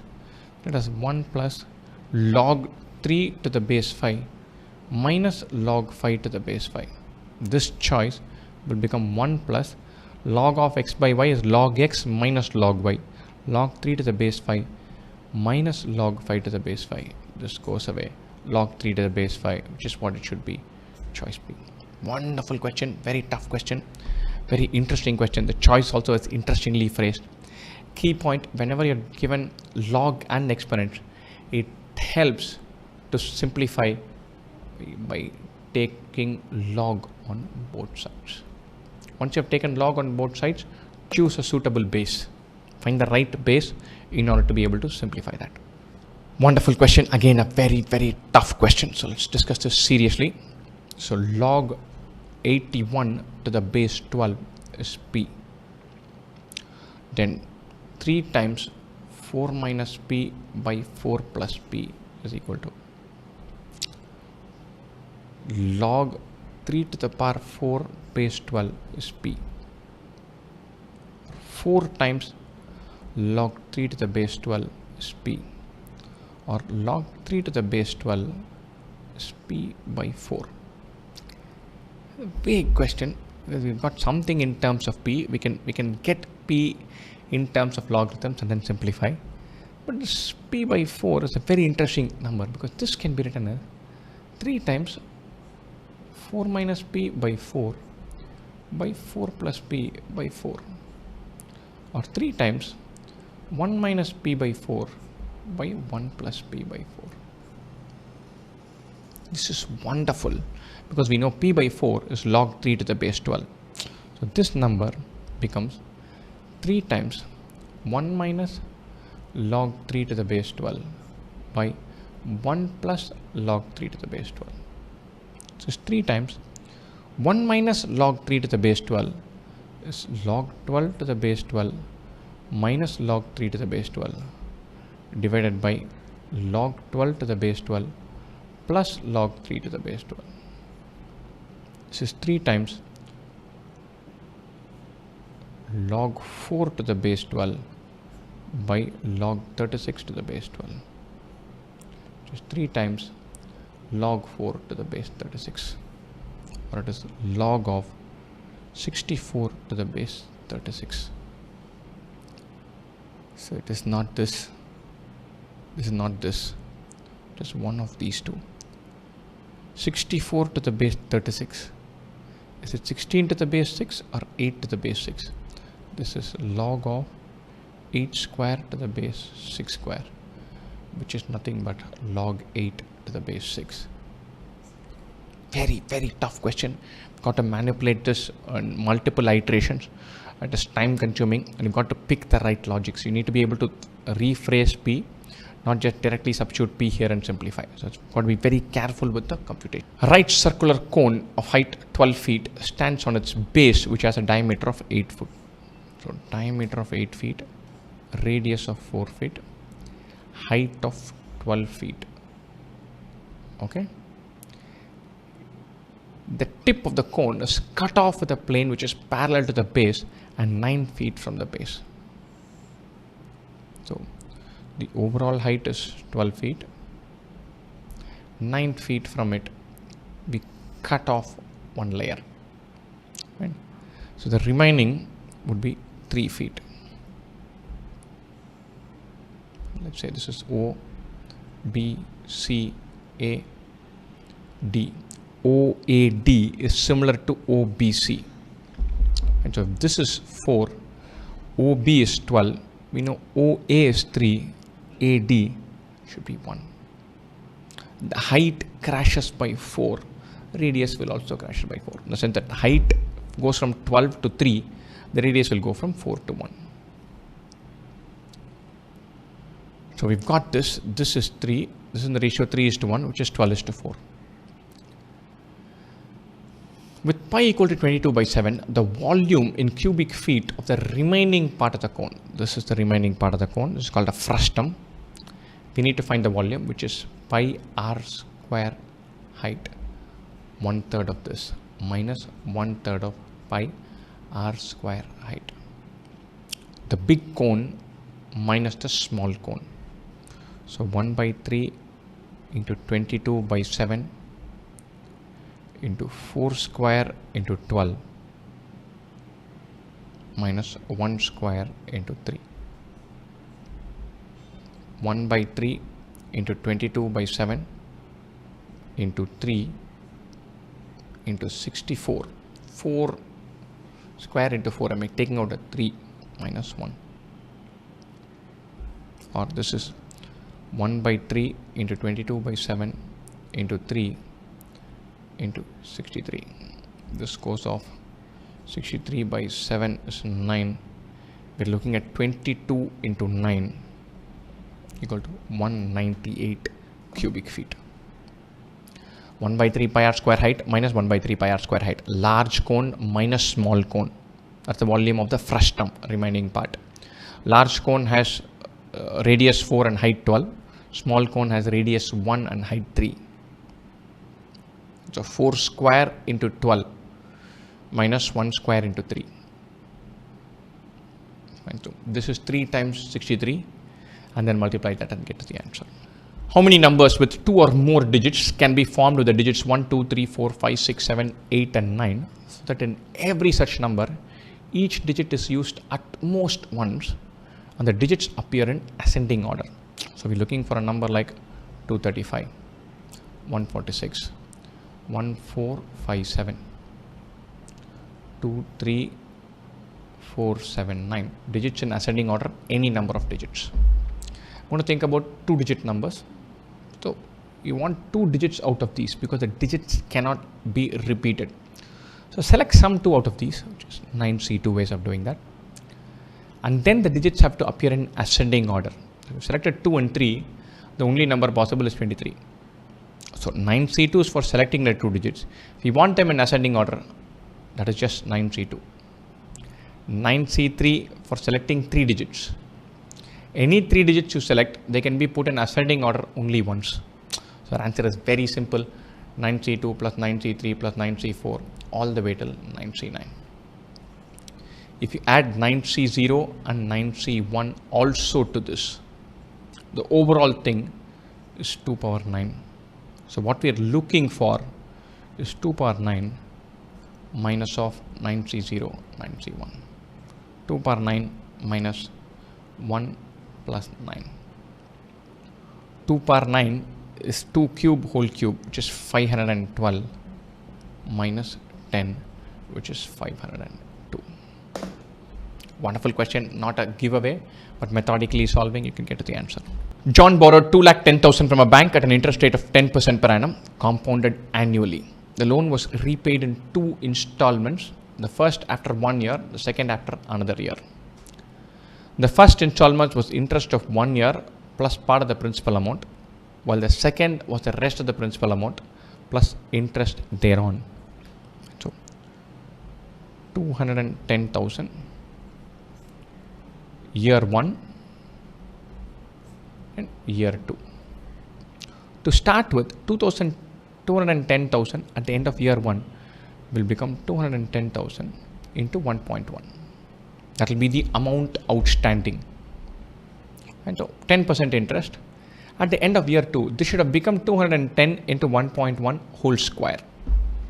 But what do? We end up paying X. We repay X.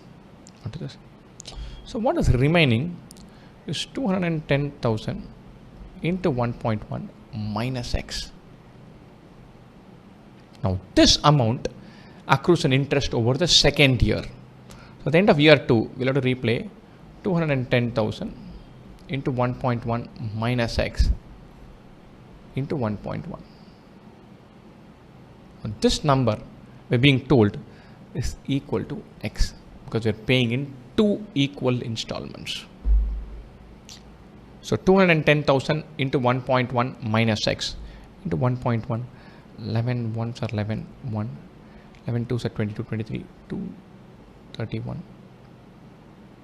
2,31,000 minus X into 1.1 equals X.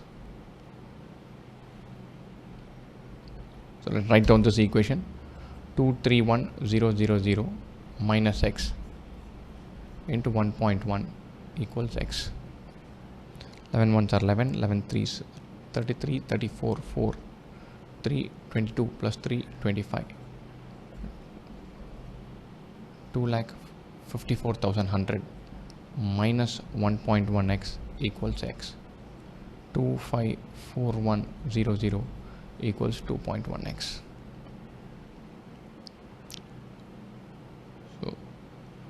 So let's divide by 3 first. This will become 0.7. This is 8. 14 would be 4. And 21 would be 7. 0. So X equals 84,700 by 0.7. 84 by 7 is 121,000. 1,21,000. From 2,10,000, this becomes 2,31,000 we repay 1,21,000, 1,10,000. That becomes 1.1 times of that, which is 1,21,000. These two are equal, or each installment is worth 1,21,000.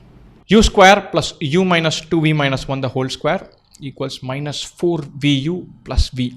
It's a very tough question. When just u and v and only one equation and a quadratic thrown in for good measure. But if you look at the choices, these are all numbers. So there's something here that we need to crack. Right? So first up, let's expand this. A plus b plus c whole square is a square plus b square plus c square plus 2ab plus 2bc plus 2ca. If you didn't know this also, we could have just multiplied it and got to the answer. This is not a deal breaker, right? So let's plug this in.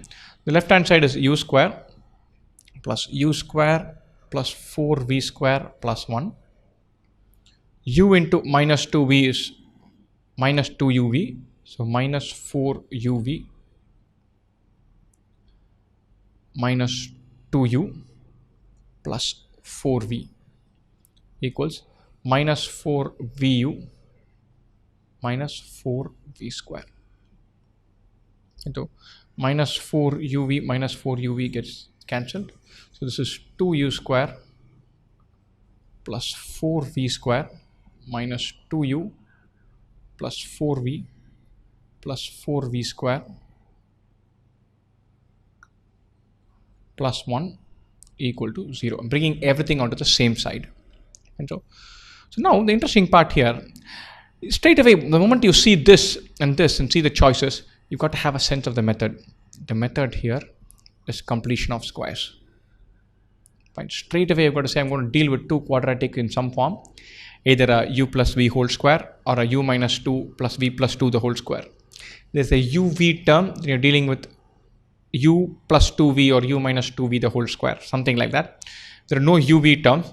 The u's come together, the v's come together, and then we try to simplify. And that's important to kind of register that. Otherwise, it becomes an impossibly tough question. Right? Now think about this. So let's carve out the u together. So it is 2u square minus 2u. Let's carve out the v together. 8v square plus 4v. Added together, these add up to minus 1.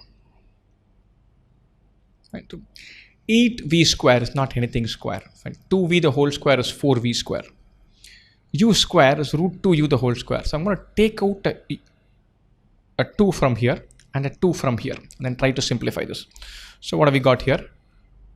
2 times u square minus u plus 2 times 4v square plus 2v equals minus 1. Right? U square minus u is part of u minus 1 by 2 the whole square. U square minus half into 2 into u, which becomes u. So this is u square minus u plus 1 by 4. So there are plus 1 by 4 sitting inside. Then this becomes a nice square. I'm adding 1 by 4. So I should add 1 by 4 this side as well. It's not just 1 by 4, it's 1 by 4 into 2. I'm adding that 1 by 2 here. Exact same funda here. We have 4v, that is 2v plus something, the whole square is 4v square plus 2v plus something. 2v into 1 is 2v. So 2ab term will have 4v. We have only a 2v here. So this should be plus 1 by 2 to have a 2v term here. Once again, we are adding 1 by 4. 1 by 4 inside like this. That means it's a half. I add a half. Wonderful.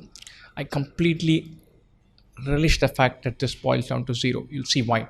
This is nothing but 2 times u minus half the whole square plus 2 times 2v plus half the whole square equal to 0. Something square plus something square is 0. A square cannot be negative. That means this is equal to 0. This is equal to 0. Or u is half. V is minus 1 by 4. 2v is minus half. V is minus 1 by 4. So we want to find u plus 3v, that is 1 by 2 minus 3 by 4, which is minus 1 by 4, which is this value. Absolutely wonderful question. First up, we'll need to expand and simplify. Bring everything to one side equal to 0. Pick the idea that we're dealing with completion of squares. Whenever you're dealing with quadratic, the completion of squares idea should be there at the back of your mind. Right? So anytime you have quadratic expressions, there are only two tricks, major tricks in your rule bag. First one is factorizing. Second one is completion of squares. One of these two will come of use generally. If you cannot factorize, look to complete the squares. And so if you complete the squares, this giant expression is nothing but this. And then you're through. Incredibly tough question. You're probably better advised skipping this question in the exam, which is something I did not do. I spent time trying to crack it. I knew fully well I was looking for something like this. Messed up my algebra, so didn't get it, and then lost a lot of time. Otherwise, wonderful question. Point P lies between points A and B such that the length of BP is thrice that of AP. So A and B. BP is thrice that of AP, or P is close to A. P somewhere here. If this distance were X, this distance is 3X. Car 1 starts from A and moves towards B. Car 1 is moving like this. Simultaneously, car 2 starts from B and moves towards A. Car 2 this way, simultaneously at the same time. Car 2 reaches P 1 hour after car 1 reaches P. Car 2 reaches P 1 hour after car 1 reaches P. So car 1 takes time t, car 2 takes time t plus 1. If the speed of car 2 is half that of car 1, car 1 speed, let it be u, then car 2 speed is u by 2, half of that. Then the time in minutes taken by car 1 in reaching P from A is, so we need to find t, we need to find t in minutes. Right? We've written this down as t plus 1 hour, so it is written as t hours, but we need to find this in minutes. Wonderful. You're traveling x at a speed of u, so this leg, time taken would be x by u. We're traveling 3x at the speed of u by 2. This will be 3x by u by 2, which is 6x by u. So if this takes time t, technically this should take time 6t. Or we are practically through with this question. Car C1 takes time t. Car C2 should take time 6t. But we've been given this is t plus 1 hour, or 6t equals t plus 60 minutes. If I'm thinking of t in terms of minutes, or 5t equals 60 minutes, t is 12 minutes. So car A takes 12 minutes to reach the point. Car B takes 72 minutes to reach the point. 12 into 6 is 72. 72 minus 12 is 60 minutes, which is 1 hour. Let ABCD be a rectangle inscribed in a circle of radius 13 centimeters. Oops, 13 centimeters, radius, circle. This gives me a lot of joy. I love 13 centimeters, and you'll kind of see why. The moment I see 13 centimeters, I'm jumping up and down with joy. ABCD is a rectangle. So think about this. A, B, C, D. Radius is 13. So if I join the diagonal here, that will be the diameter, which is 26. 13 is part of 5, 12, 13. 26 is part of 10, 24, 26. There's no reason to choose 13. 13 is not a nice round number. 13 would most likely be chosen because you're thinking about 5, 12, 13. So I have an eye open for 10, 24, 26, 5, 12, 13 straight away. Which one of the following pairs can represent in centimeters the possible length and breadth of ABCD? Could easily be 10 and 24. There are a million other possibilities, but 10 and 24 definitely works. If that's sitting in the choices, I'm marking that, and as luck would have it, that is there. The moment you see a 13 or a 26 or a 3, 4, 5 triplet or 8, 15, 17 sitting somewhere there, then your eyes need to go up. You need to be thrilled by seeing that and chase the Pythagorean triplet. Let x, y, z be 3 positive real numbers in geometric progression. Lovely, positive real numbers. That usually simplifies questions. In a geometric progression such that x less than y less than z. Y by x equals z by y. Xz equals y square. is the common ratio. 5x, 16y and 12z are in arithmetic progression. So 5x, 16y, 12z. 16y minus 5x equals 12z minus 16y. 16y plus 16y equals 12z plus 5x. 32y equals 12z plus 5x. Now we need to find the common ratio. So I'm going to assume the common ratio to be r. If assuming the numbers as x, xr and xr square, I'm going to anchor around y. So the first term would be y by r. Second term, the third term would be yr. X is y by r, z is yr. So we can simplify this. We can say 32y equals 12yr plus 5y by r. Cancelling y, we'll get 32 equals 12r plus 5 by r. Multiply by r, 32r equals 12r square plus 5. 12r square minus 32r plus 5 equal to 0. 12r square minus 30r minus 2r plus 5 equal to 0. 6r into 2r minus 5 minus 1 into 2r minus 5 is 0. 6r minus 1 into 2r minus 5 equals 0. R is either 1 by 6 or 5 by 2. Now this comes into the picture finally, x less than y less than z. So it's an increasing GB. So the terms become larger and larger. That means the common ratio should be greater than 1 because we're dealing with positive real numbers. A positive real number multiplied by a number greater than 1 will become bigger. If it is multiplied by a number less than 1, it will become smaller. Right? So x less than y less than z, that tells that the common ratio is not 1 by 6 but 5. In an examination, the maximum possible score is n. So max is n. On the pass mark is 45% of n. A candidate obtains 36 marks but falls short of the pass mark by 65%. By 68%, sorry, not 65%, falls short by 68%. So this 36 falls short of 45% of n by 68%, or this 36 is 32% of 45% of n. It falls short by 68%, or you take this number, reduce it by 68%, we'll get this. If you reduce something by 68%, it becomes 32% of whatever it was. This number is 36. With this we can find n, and then we can see what we need to answer. Like in this case, the question asks us for something about n. So let's find n. 32 by 100 into 45 by 100 into n is 36. This is 9, 8, 45, 5. 8 into 5 is 40, which is 2 by 5. 2 by 100 is 50. 50 into 5 is 250. N is 250. So we've got a specific value of n. So these choices should be much simpler. It's not less than or equal to 200. It does lie between 243 and 252 inclusive. It's not this. It's not this. N is equal to 250. The number of integers x such that 0.25 less than or equal to 2 power x less than or equal to 200. 0.25 is 1 by 4, which is 1 by 2 whole square, which is 2 power minus 2. 2 power x is less than or equal to 200.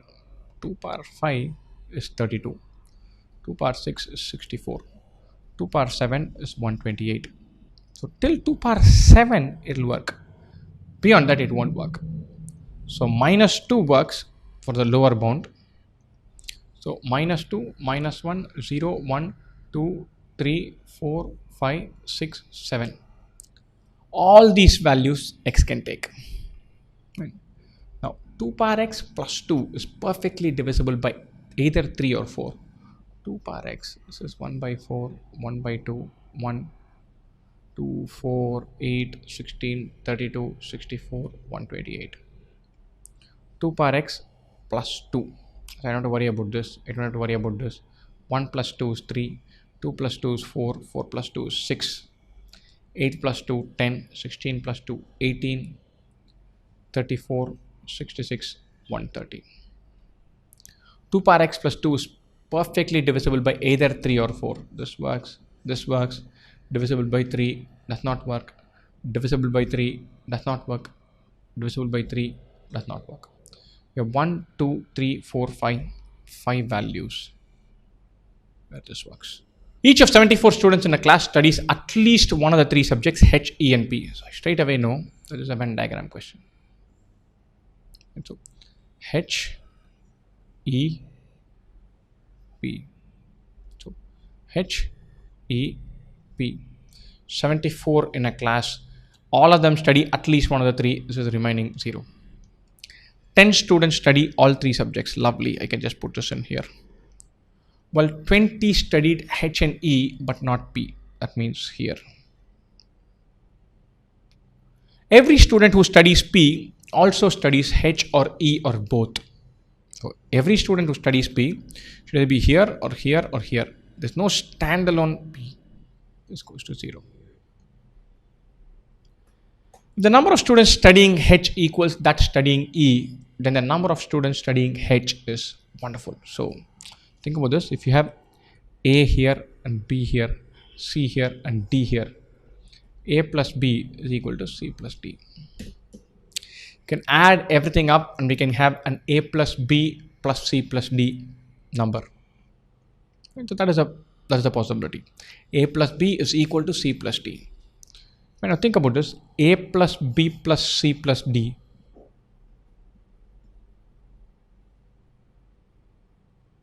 A plus B plus C plus D plus 30 equals 74. But this part is 0. This is 0. Or A plus B plus C plus D is 74 minus 30, which is 44. A plus B is equal to C plus D. Right? A plus B plus C plus D is 44. This part equal to this part. And we're told these two are equal. Outside is 0. Number of people studying H is equal to number of people studying E. These are common. That means people who miss out A plus B should be equal to C plus D. These two are common. So people who study H but not E should be equal to people who study E but not H. Which is why we have this equation.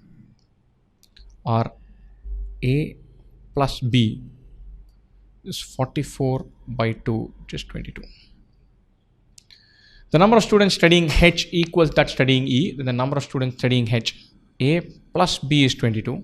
So 22 plus 10, 32 plus 20, 52. 30 here, 22 here, adding up to 52. In this question, we can even eliminate P in the last step. Let's say H and E have a total of 74. H union E is 74. H intersection E is 30. H equal to E, and then simplify and solve that. Sector of a circle. In a circle with center O and radius 1 centimeter, an arc AB makes an angle of 60 degrees at O. I always like these 60-degree angles. Makes my heart go warm and fuzzy.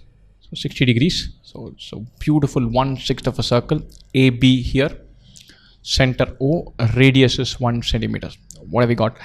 Let R be the region bound by the radii OA, OB and the arc AB. So the sector is R.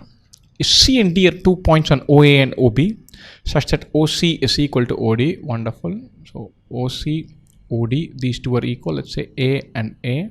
So it's an equilateral triangle OCD. The area of triangle OCD is half that of R.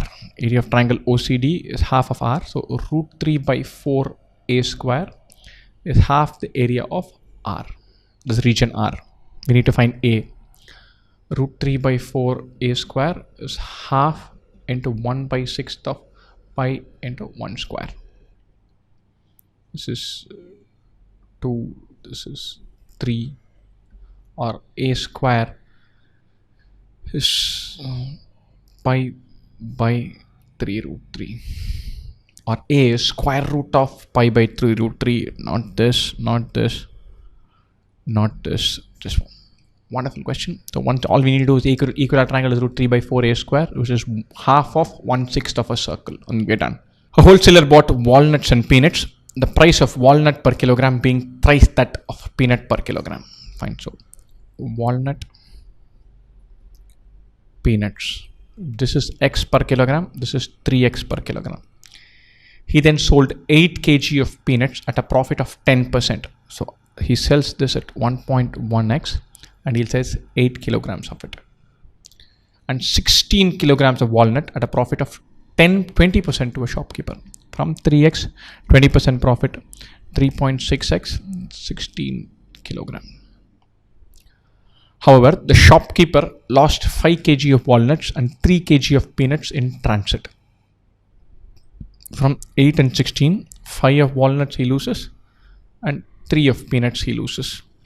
He then mixed the remaining nuts and sold the mixture at rupees 166 per kilogram. Wonderful. He mixes, so I don't need to care how much of this is there. 11 plus 5 is 16, or from 24 we lose 8.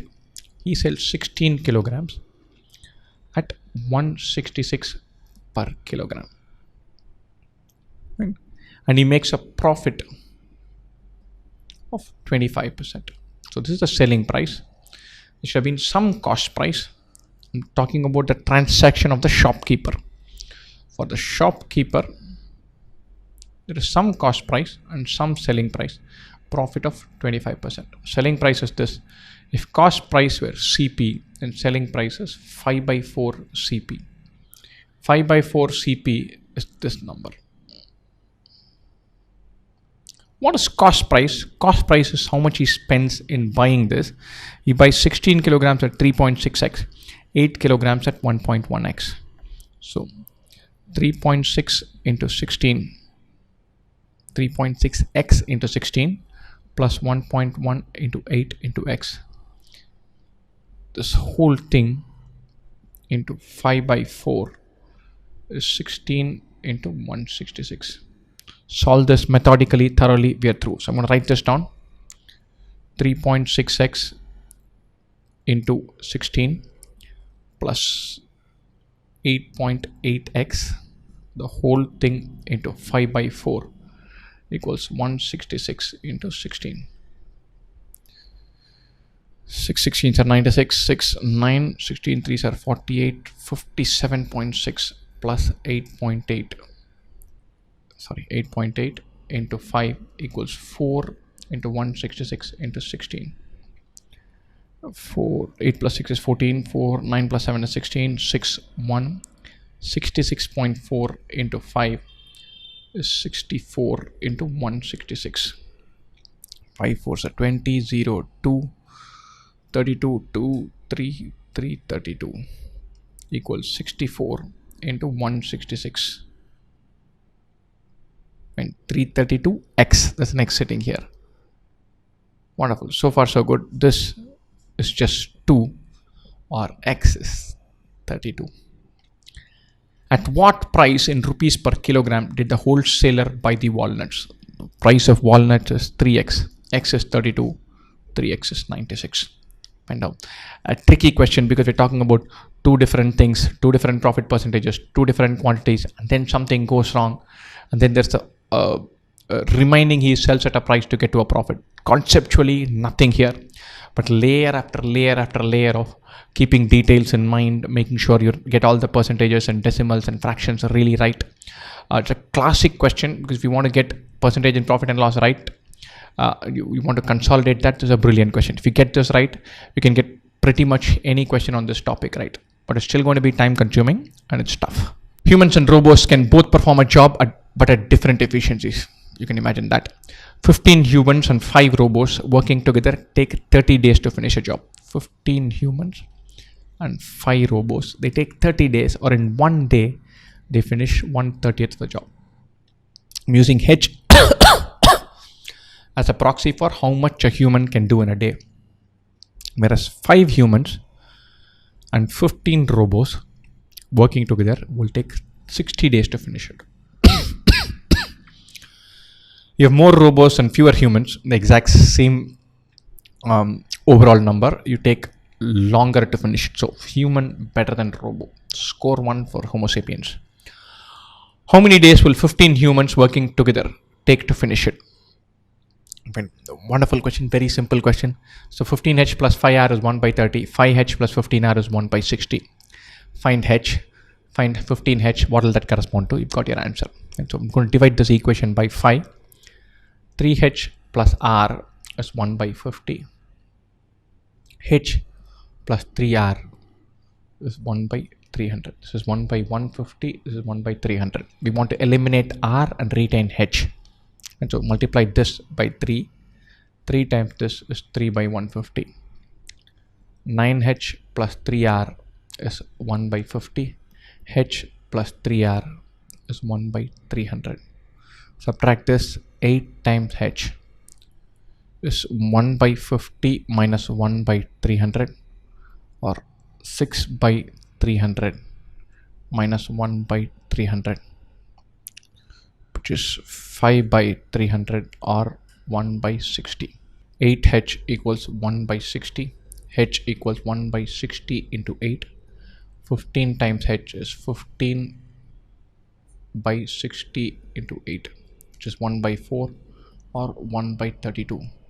15 humans together can do 1 by 32 of the task in a day, or 15 humans working together can finish it in 32 days.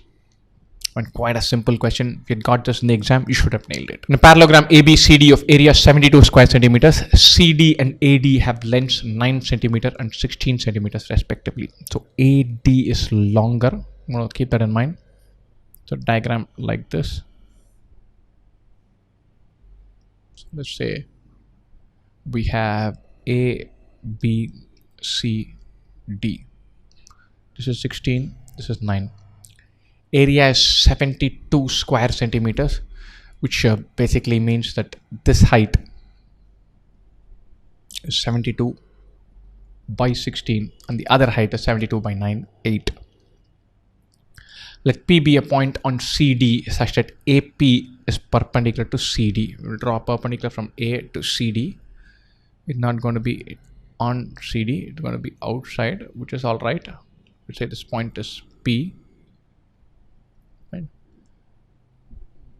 We know that AP measures 8. The area in square centimeters of triangle APD is what we need to find. This is 8, this is 16. This should be 8 root 3. We're talking about 1 is to root 3 is to 2. The 30, 60, 90 triangle. 1 root 3, 2. This is a right angle triangle. This is 16. This is 8. How is this 8? Because base into height is area. This is 9. This should be 8. 8, 16, this should be 8 root 3. Area of triangle APD is half into AP into PD, half into 8 root 3, which is 32 root 3. Wonderful. One step for finding area to find the altitude. Once you have the altitude, we have a right triangle, Pythagoras Theorem, 1 root 3, 2 triangle, done. So you should be very comfortable with the triangle, which is 1 root 3 and 2. And 1, 1 root 2. This is 1/2 of an equilateral triangle. This is an isosceles right angle triangle, or 1/2 of a square. In a circle, two parallel chords on the same side of a diameter have lengths 4 and 6 centimeters. So let's draw this circle. Center here.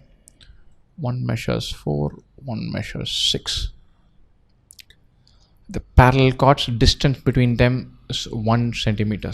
From the center, draw a line perpendicular to one chord. It will be perpendicular to the other chord. This is 2, this is 3. Say this is AB, CD, PQ. PQ is 1. Let's say this is X. Very simple question. Anytime you have any of these questions with chords and circles, draw a line from center of the point to end point of the chord. Draw a line to midpoint of the chord. You get right angle triangles. When you have two right angle triangles, OQB and OPD. If this is X, this is 3, and this is R. This is radius, this is 2, this is X plus 1. 2 square plus x plus 1 the whole square is r square. 3 square plus x square equals r square. This increases by 1, this decreases by 1, and 1 offsets the other, or this should be 3 square, it should be 2 square, done. Or x is 2, the radius r square is nothing but 2 square plus 3 square, or nothing but 4 plus 9, which is 13, or radius is square root of 13, done. Pythagoras theorem and nothing more than that. If among 200 students 105 like pizza and 135 like burger, then the number of students who like only burger can possibly be. So we need to find the minimum number of people who can like only burger. 134 people like burger.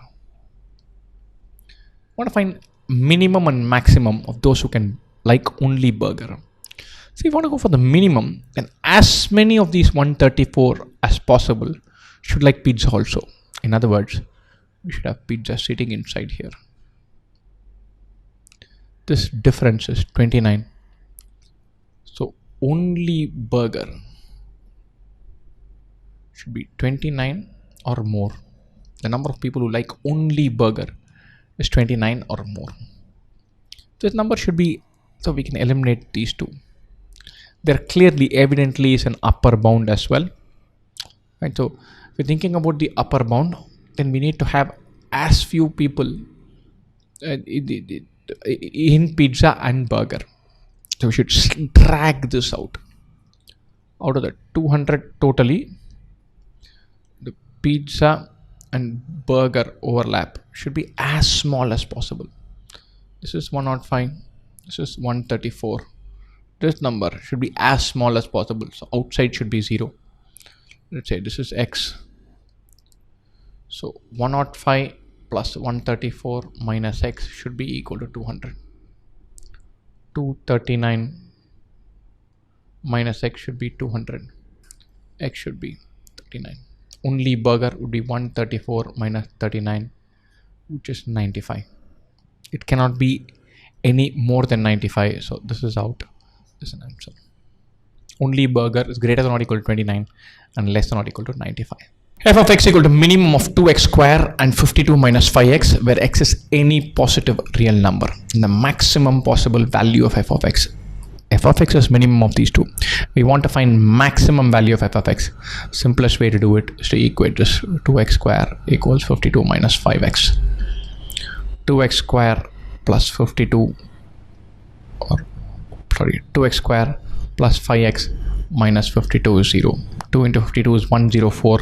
This is 2x square minus 8x plus 13x minus 52 is 0. 2x into x minus 4 plus 13 into x minus 4 is 0. 2x plus 13 into x minus 4 is 0. X is some minus 13 by 2, or x is 4. Talking about positive real number, x should be 4. Substitute that. We're talking about x as being minimum value of 2 into 4 square, comma 52 minus 5 into 4. This is 32. This is 32. Or the value we are looking for is 32. Now think about this. I'm going to dive deeper into this minimum idea. 2x square is a graph like this. 52 minus 5x is a line like this. So if f of x is a minimum of these two, we're talking only positive territory, so we completely forget this. F of x would be like this till this point, and then take this. It'll take one arc till a point, and then the other arc after that. This will be the maximum value f of x can take, which is why we find a meeting point of the two arcs. Two trains traveling. Train T leaves station X for Y at 3 p.m. X to Y. Train T at 3 p.m. Train S, traveling at 3/4 of the speed of T, leaves Y for X at 4 p.m. Train S this way, 4 p.m. This traveling at 3/4 the speed of T, something this is going to travel at 4v, this travels at 3v. I don't want to deal with 1 and 3 by 4 or 0.75. 4v and 3v work just fine. The two trains pass each other at a station Z. where the distance between x and z is 3/5 of that between x and y. So x to z is 3/5 of that between x and y. So if this is 3D, this is 2D. If overall distance were 5D, this is 3D, remaining should be 2D. It starts at 4, this starts at 3. And so think about this. To travel this 3D distance, the time taken would have been 3D by 4V. It would have been 2D by 3V. Now, this starts at 4 o'clock, so it travels for a shorter time than this. And so this travels for t hours, this travels only for t minus 1 hours. This number is 1 less than this. 3D by 4V minus 1 equals 2D by 3V. This much we know. How many hours does the train T take for its journey from X to Y? X to Y, the distance is 5D. The speed is 4V. 5D by 4V. This is what we need to find. This is what we know. And so, if you find D by V, we are through. I'm going to call D by V as K. 3 by 4K minus 2 by 3K equals 1. Or LCM is 12. 9K minus 8K by 12 is 1. Or K is 12. The time taken is 5 by 4 times 12. Which is 3 into 5, 15 hours. Wonderful question. Nice, simple question. Make sure that you choose your variables right. This is 3/5, this is 3D, 2D, works better than calling it x and 3 by 5x. This is 3/4 of the speed. Having it as 4V and 3V is better than having it as x and 0.75x. Simplify the numbers, life becomes that little bit easier. Square and squares, actually a wonderful question. Points E, F, G and H lie on the sides of AB, BC, CD and DA respectively of a square ABCD. So I love questions involving squares. I'm going to draw the square ABCD. E, F, G, H lie on these sides.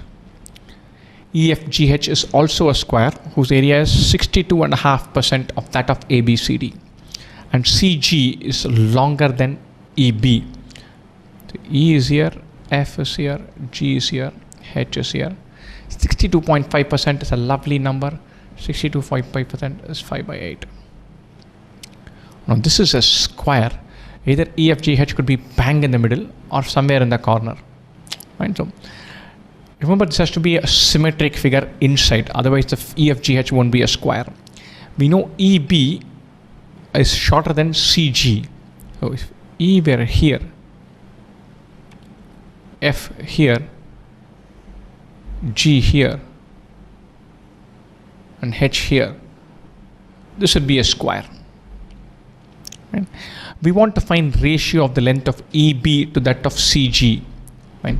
If this is 1 and this is R, we want to find 1:R. We effectively want to find R. Remember, if this were R, this would be R, this would be R, this would be R. This is 1, 1, 1. We're talking about ratios, nothing more than that. Fine. So now this question becomes very simple. We use a little bit of Pythagoras theorem. We can find that this EF is square root of 1 plus R square. So area of square EFGH is square root of 1 plus R square the whole square. Area of square, this is area of square EFGH. Area of square ABCD is 1 plus R the whole square. We are through. So we know that square root of 1 plus R square is 5 by 8 times 1 plus R the whole square. 1 plus R square into 8 is 5 times 1 plus R square plus 2R. So 8 times 1 plus R square, 5 times 1 plus R square. 3 times 1 plus R square equals 10R. 3R square minus 10R plus 3 equal to 0. This is 3R minus 1 into R minus 3. R is either 1/3 or 3. We know that EB is less than CG. EB to CG cannot be 3:1, it is 1:3. Remember, an equation of this type where you're doing a ratio, there is every chance that your answers are of the form k and 1 by k. The algebraic equation cannot distinguish between CG to EB and EG to CB. This part, CG is longer than EB, makes our life simpler and says it has to be 1:3 and not 3:1. So when you're solving, keep that in mind. That way this factorization becomes very simple. Another fabulous question and very tough question. Another question that I tried during the exam and did not get right and spent a lot of time kind of doing some utterly random stuff. X power 2018 into Y power 2017 is 1 by 2. X power 2016 into Y power 2019 is 8.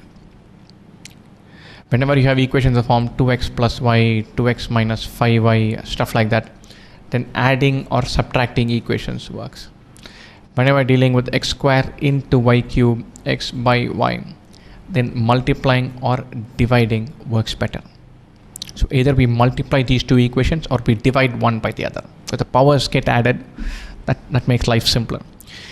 If we multiply these two, it will become x power 4034 and y power 4036. Two different powers. I don't like that. Suppose we divide one by the other, this becomes x square by y square. Both same part. That is lovely. So let's divide one by the other. X square by y square equals 1 by 16. X plus y the whole square is 1 by 16. X by y is 1 by 4. For a second I'm going to pretend that minus 1 by 4 is not possible and then worry about that later on. When x by y is 1 by 4. Now simplifying, this gives us y equals 4x. Now let's substitute that in one of the two equations. Let's substitute in the second one. X power 2016 into 4x power 2019 is 8. X power 2016 into x power 2019 into 4 power 2019 is 2 cube. Get this 2 cube. I'm going to write this as 2 square. X power 2035 into 4035 into 2 power 4038 is 2 cube. Lovely. But this has an x power 4035. If I take this side, we get x power 4035 equals 2 power minus 4035, or x equals 1 by 2. Y is 4 times this, or y is 2. X square plus y cube is what we need to find. X square plus y cube. So x square is 1 by 2 whole square, which is 1 by 4. Y cube is 2 cube, which is 8. 8 plus 1 by 4. 32 by 4 plus 1 by 4. 33 by 4. Now for the negative part, we know that x power 2018 is positive. X power 2016 is positive. So y has to be positive. But x could have been technically plus half or minus half. Remember, we're not dealing with x, we're dealing with x square, so it doesn't really matter. This will continue to be the answer. Raju and Lalita originally had marbles in the ratio 4:9. Raju, Lalita, 4:9, 4x, 9x. Then Lalita gave some of her marbles to Raju. And that means Raju will end up having some more, Lalita will have some less. Let's say Lalita gives A marbles to Raju. As a result, the ratio of the number of marbles with Raju to that of Lalita becomes 5:6. What fraction of her original number of marbles was given by Lalita to Raju? She gave away A out of 9x, or we are looking to find A by 9x. We know that 4x plus A by 9x minus A is 5/6. We want to find A by 9x. I'm going to divide by x throughout. 4 plus A by x by 9 minus A by x equals 5/6. Let's say A by x is k. We want to find k by 9. So let's simplify this. 4 plus k by 9 minus k is 5 by 6. We want to find k by 9. K is a by x. We want to find a by 9x. 24 plus 6k equals 45 minus 5k. 6k plus 5k is 45 minus 24. 11k is 21. K is 21 by 11. What we need to find is 21 by 11 into 1 by 9. 21 by 11 by 9. 7, 3. Or we're looking at 7 by 33, which luckily enough is this is a and b and log this, and we want to find a plus b. Just seemingly tough question, but it's not so. This is a very simple, very nice question. We need to know that log p to the base q is r. Log of something to the base 2 is 3, or that something is 2 cube, which is 8, or log a to the base 3 is 8 minus 5, which is 3, or a is 3 into 3, which is 27. Likewise, for this part, log something to the base 5 is 3, or that something 4a plus 12 plus log b to the base 2 is 5 cube, which is 125. 4a is 27 into 4. 27 into 4 is 108. 108 plus 12 is 120, plus log b to the base 2 is 125, or log b to the base 2 is 5. Sorry, log b to the base 2 is 5. B is 2 power 5, which is 32. A is 27, b is 32. A plus b is 27 plus 32, 59. Very simple question, even though the log part is intimidating. If you know just this rule, you can knock this question off.